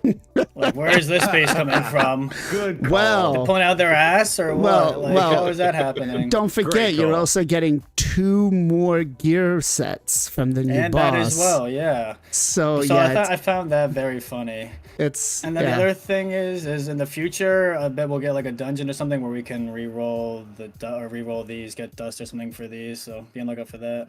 Oh, that's, you know what? If that does happen, we will make sure that you get the credit for it, or get the blame for it if it's going to be a pain in the ass dungeon. You know, maybe cut that. Ken, what about you, man? What do you think? First, I sent you the clip, by the way, the Zero mention, if you want to show that real quick then. Oh, yeah, please show that. Well, and while you're pulling that up, go ahead. Bro, are you serious? No, watch it. He's broken. His I'm in crit the cap. Nerf Armand's camp. His crit cap, watch it. There go Balanced Champion. You guys watching Balanced? Crit cap and he's only one 5-star. What the fuck kind of build is that, man? He used A3 skill twice too. Amanoğlu. Ken, you're just not. Where's your psychopath is that? Where's your resistance in this, Ken? Where's your resistance, bro? This is my speed team, bro. That's true. Oh, damn. Where's your resistance? Okay, here's the thing about the relics. I am kind of excited because of the customization part, you know, like I like to build my champion different. I'm like a J actually, like I'm not like super like a J because I'm still using stone skin, you know, I still need to do some meta stuff, but I'm still using resistance, right? Even the mythical champion with 20% ignore resistance, which is you have no chance against them, so stupid. Anyway, it's working against the bombers, so recommended. But I'm actually excited about that. The thing is, I'm worrying about it, you know, like if you have a knowledge on this game, you know, like you are going to be know before the fight started, you know, this is your team, this is enemy team. You are going to be like, oh man, I'm going to win this game, you know, unless like 3% happen, like super stupid RNG happen, you are not going to lose this game, right?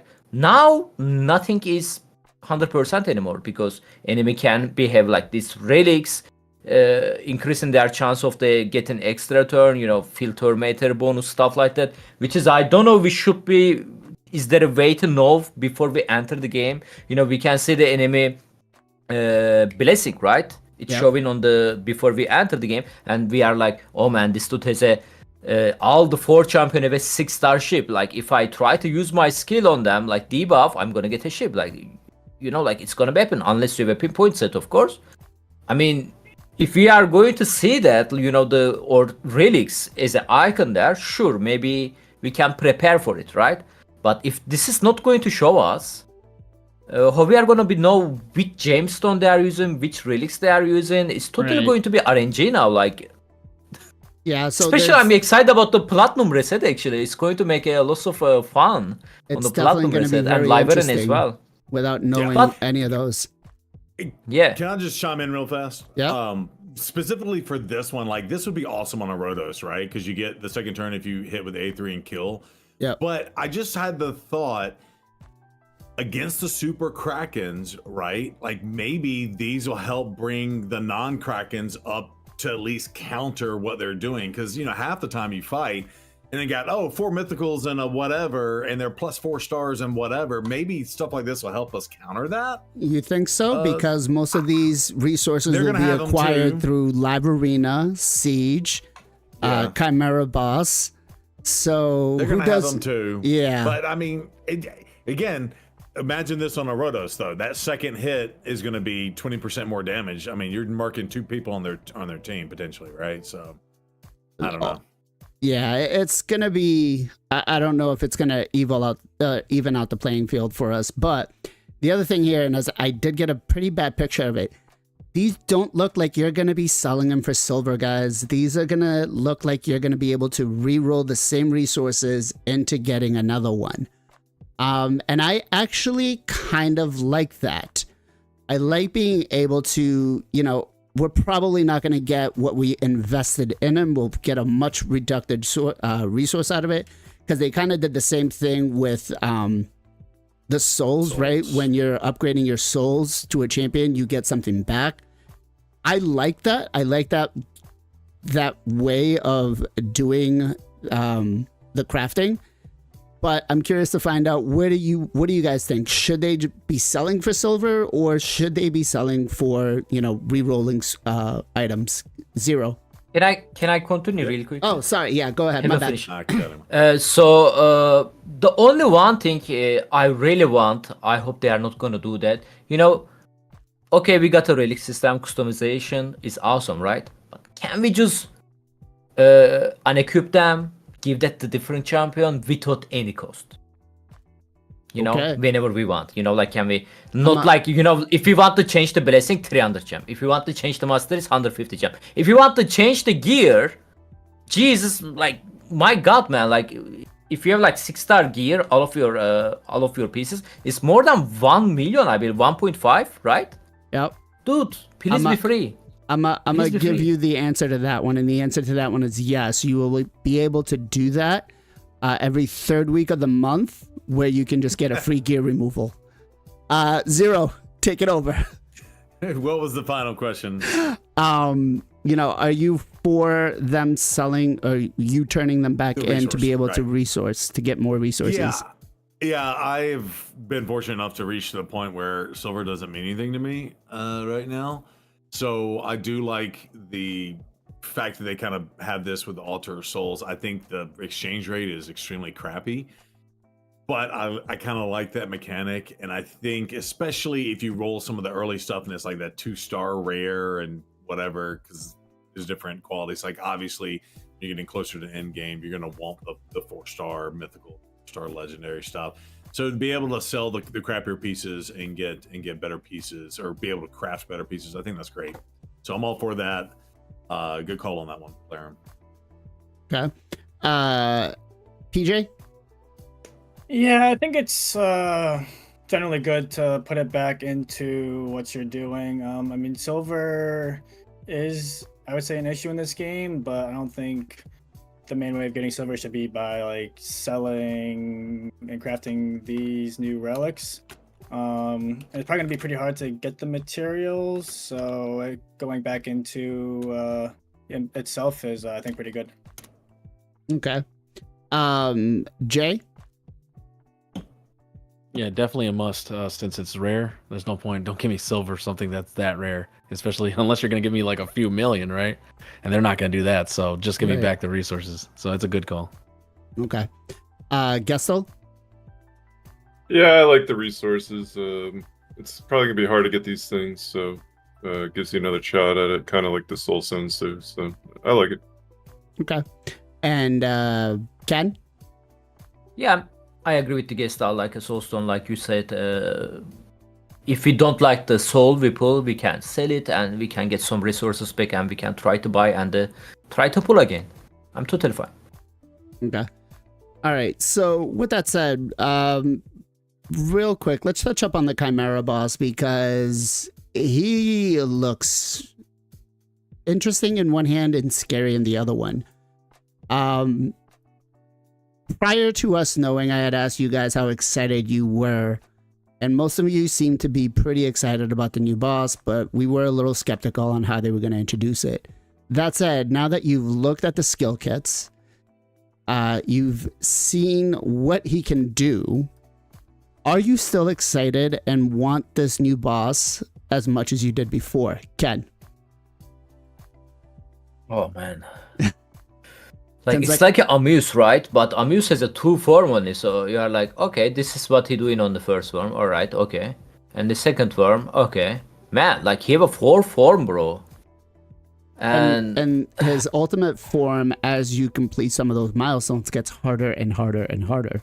Yeah, like lots of stuff going on about him. Like every single content they are releasing on the first time, guys. Like we are going to get struggle, all of us. You know, like I remember myself, I've been trying like Amuse. The first rotation wasn't that good for me, so I tried it like maybe 3R actually, try to beat it. But now I don't have any problem, you know, like I can even 100% clear the curse now. So there's a one recommendation I want to give you guys. If you guys have a live arena, what to call that, gold bar, not gold tokens. Bar, tokens, don't use them, guys. There is a high chance they are gonna put new Clambos over there, arena bonuses. Yeah. So you guys can spend your tokens on these arena bonuses. I've been saving mine. Yeah, I've been saving mine. Same. Thinking, yeah. The couple of the things I got information about the video. Looks like we can only use 5 champion. Tournament is 65, and there is a 2 key, right? So if we are able to deal with it, we can attack Ultra Nightmare and the Nightmare now, right? It's like a Clambos. And it's interesting. We still don't know is that going to be weekly or the daily, right? So I believe because of the way that it's set up, it's going to be weekly. Like Hydra. Well, because they put a clash mode behind it. You can't put a clash mode daily, right? That would just be way too much burnout, way too much thing. Okay. So the clash mode putting behind it makes me feel like it's going to be weekly, not daily. Yeah, from my chat, some people are, you know, like when they share the first form with us, you know, you can place a block active skill, then it's going to be OP. Then we see the next forms and, well, it's not, you cannot place a place active skill on this form. But most of the people from my chat is talking about a couple of the champion. You know, they are Teru crafting. Geomancer is one of them. And the other one is the Reflect Image. So people are hyping about this champion. So there you go, guys. Maybe they are going to be help you for the first try. But I'm just going to say, like, I don't want to judge earlier. I don't want to judge just looking for the paper. I just want to face him. We don't know his state. We don't know what kind of accuracy resistance we needed. We don't know how hard he's hitting yet. You know, there is a lot of stuff we don't know. And we are going to wait and see, I guess. Yeah. I would say it's going to be as difficult as Hydra was for us in the beginning. Although I do want to say one thing, that when Hydra was first released, we didn't have Bronco. So now that we have Bronco who knows how to break the game, break it. Anything's possible. Anything's possible. Gestal, what about you? Yeah, I'm still excited for it. I don't think it's I think I'm gonna be using Alterion. I feel like he's gonna be a monster here. Okay. I don't know what else. Like, I think you know, it's new content. I'm still excited. I think it's gonna be difficult. I think, like everyone said before, probably feel like Hydra first felt when we got into it, and then after a while, we'll probably figure it out and get it rolling. But it's I like that it's different from the other clan bosses. It looks awesome the way they created it and combined all the different animals into the Chimera. So yeah, I think it's all positive. I don't, I guess the only negative maybe is the clash part of it, but I'm looking forward to just diving into something new and trying to figure it out. Okay. Jay? Yeah, I mean, it's going to be very intriguing, I guess, to try out different champions. Work of the gold tier. Go ahead, Don't sorry. get a lot of like love. That was good. I don't get a lot of love, maybe like in Clan Boss or Hydra, but they might have some actual usage now, right? Some good epics and some good Legos. We'll see. Like we don't have stat information, so we don't know. Hopefully they don't do a Shogun situation, man. That was kind of annoying, where like most bosses are capping out on hard modes, going like 250s, right? In Doom Tower or like in hard dungeons. Hopefully this boss is not gonna go like 300, 350 or crazier, right? So I'm hoping they balance it out over in terms of as they go down, just like the clan boss, right? In each difficulty, that it's actually respectable to where right now we are in raid, and hopefully it's not just insane. Like we don't need a 400 speed boss. Like that's what I'm basically trying to say. So other than that, I'm excited to try out new champions to fight this boss. Okay. PJ? I would say that I'm a little bit, honestly, more nervous. I'm excited, but a little bit nervous. I mean, I'm not. This being said, I haven't taken a deep dive into the different skills, but just from off the knowledge I do know, it seems like they're pretty different. So having 5 champions to go at and attack all these different mechanics, I feel like it's gonna be pretty tough. At least with Hydra, we had 6 champions, which gave us a little bit more wiggle room. Because that's also a lot of different mechanics that you have to deal with, and we know in Hydra where if you don't, I mean, unless you're bringing Trunda certain champions, but generally if you're taking a normal approach to Hydra, if you don't bring counters to certain things, it can really mess you up. So I'm a little bit nervous to have a team that's going to be able to accommodate everything that you need to do for him. Okay. So it doesn't look like Trunda's going to be too broken here, Ken. She's only hitting for like 100k. Zero, what about you? Bad build. Yeah, it's a bad build. Well, no I gear mean, on that one. that was her A1. I think, so just a couple mechanics. Again, I'm going to leave Bronco to dive into min-max in this puppy, right? And I know we keep saying that, but it's true. He knows the stuff. So shout out to him. But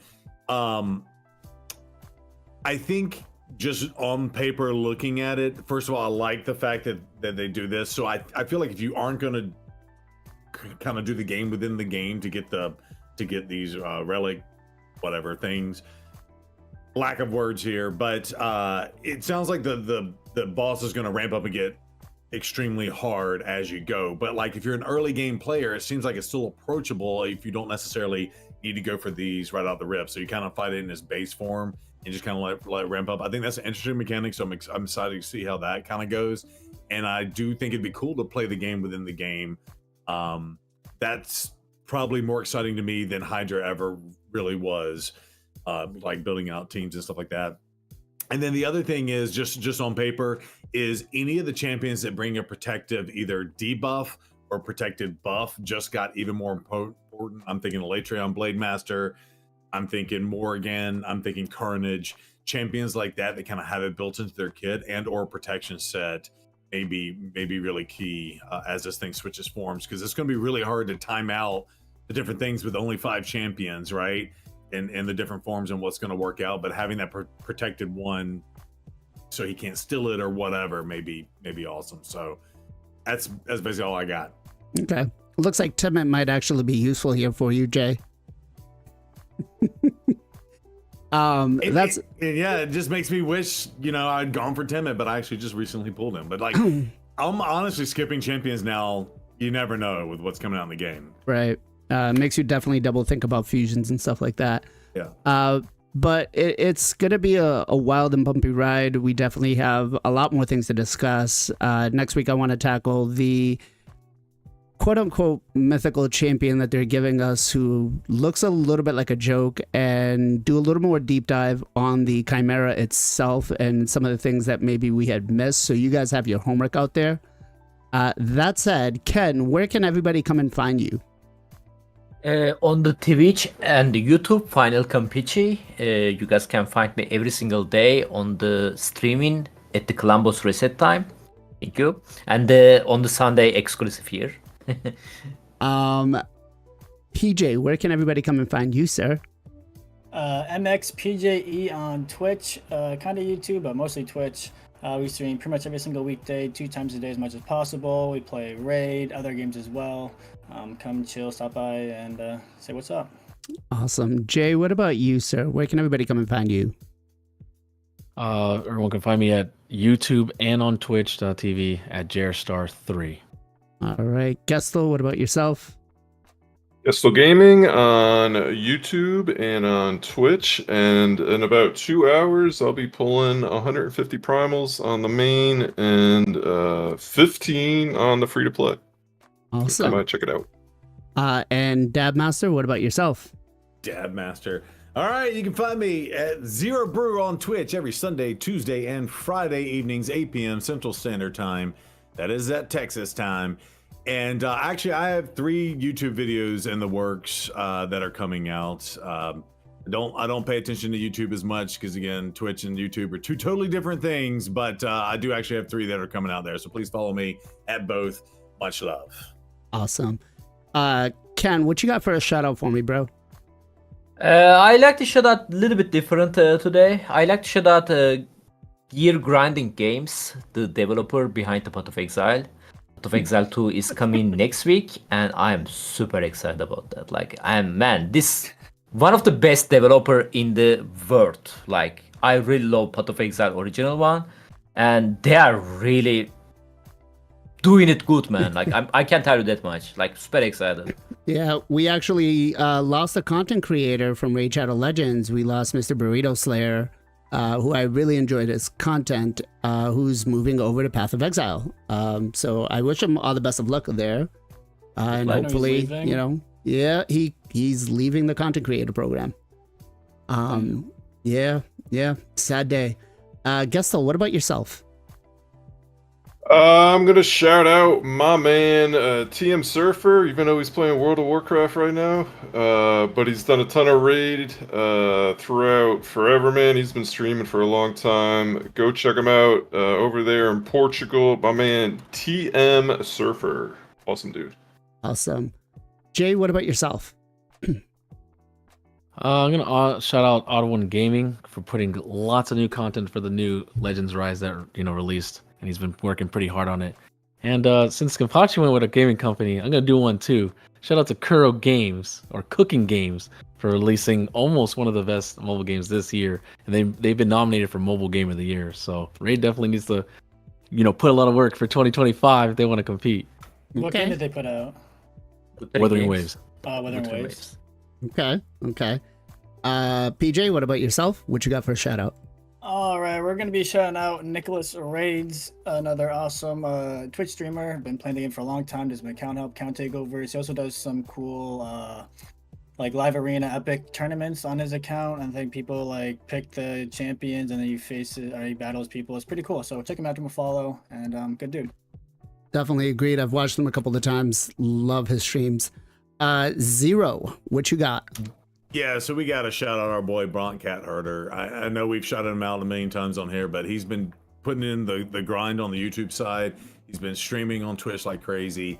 And I'm going to be honest, he came straight out and was like, oh yeah, Skeletor's great because for bombs, I'm going to try to build it for that. So I was like, oh yeah, you're right, because he's like the first champion that can actually put petrification out if you try to make that work. Again, we talked about that in detail. But Bronk, shout out to you, good sir, and much love. Give him some love. He deserves it. All right. So myself today, first, let's give a shout out to Bronco, Sam Solstice, Buggy Games, yes. Kurzak Games, We had so many people that came on and supported the stream, a lot of content creators. But mine is actually going to go to K-Bop Adu, who I actually found through Sam Solstice's video. I watched some of her content and I really, really liked it. You know, doesn't do a camera or anything, kind of like Bronco and Sam, but is very knowledgeable about the game. She is a free-to-play player. She has came out and said, I have bought some packs in the past. So I guess you can consider her a low-spend player in the past, but really knowledgeable about the game. So make sure you guys go give her a follow. I'm going to put her link in the chat. Show her some love. Tell her Sam Celsius sent you over. Blame it on her. Don't blame it on me. And yeah, that's it. Guys, it has been a wonderful time. I missed you all. I enjoyed hanging out with you guys today. Make sure to come by next week where we deep dive into the Chimera boss and talk a little more about all of the features that will be coming. That said, we might change plans if something bigger drops. As always, guys, much love, much appreciation. Be safe, be well, be good to each other. We'll catch you guys next time.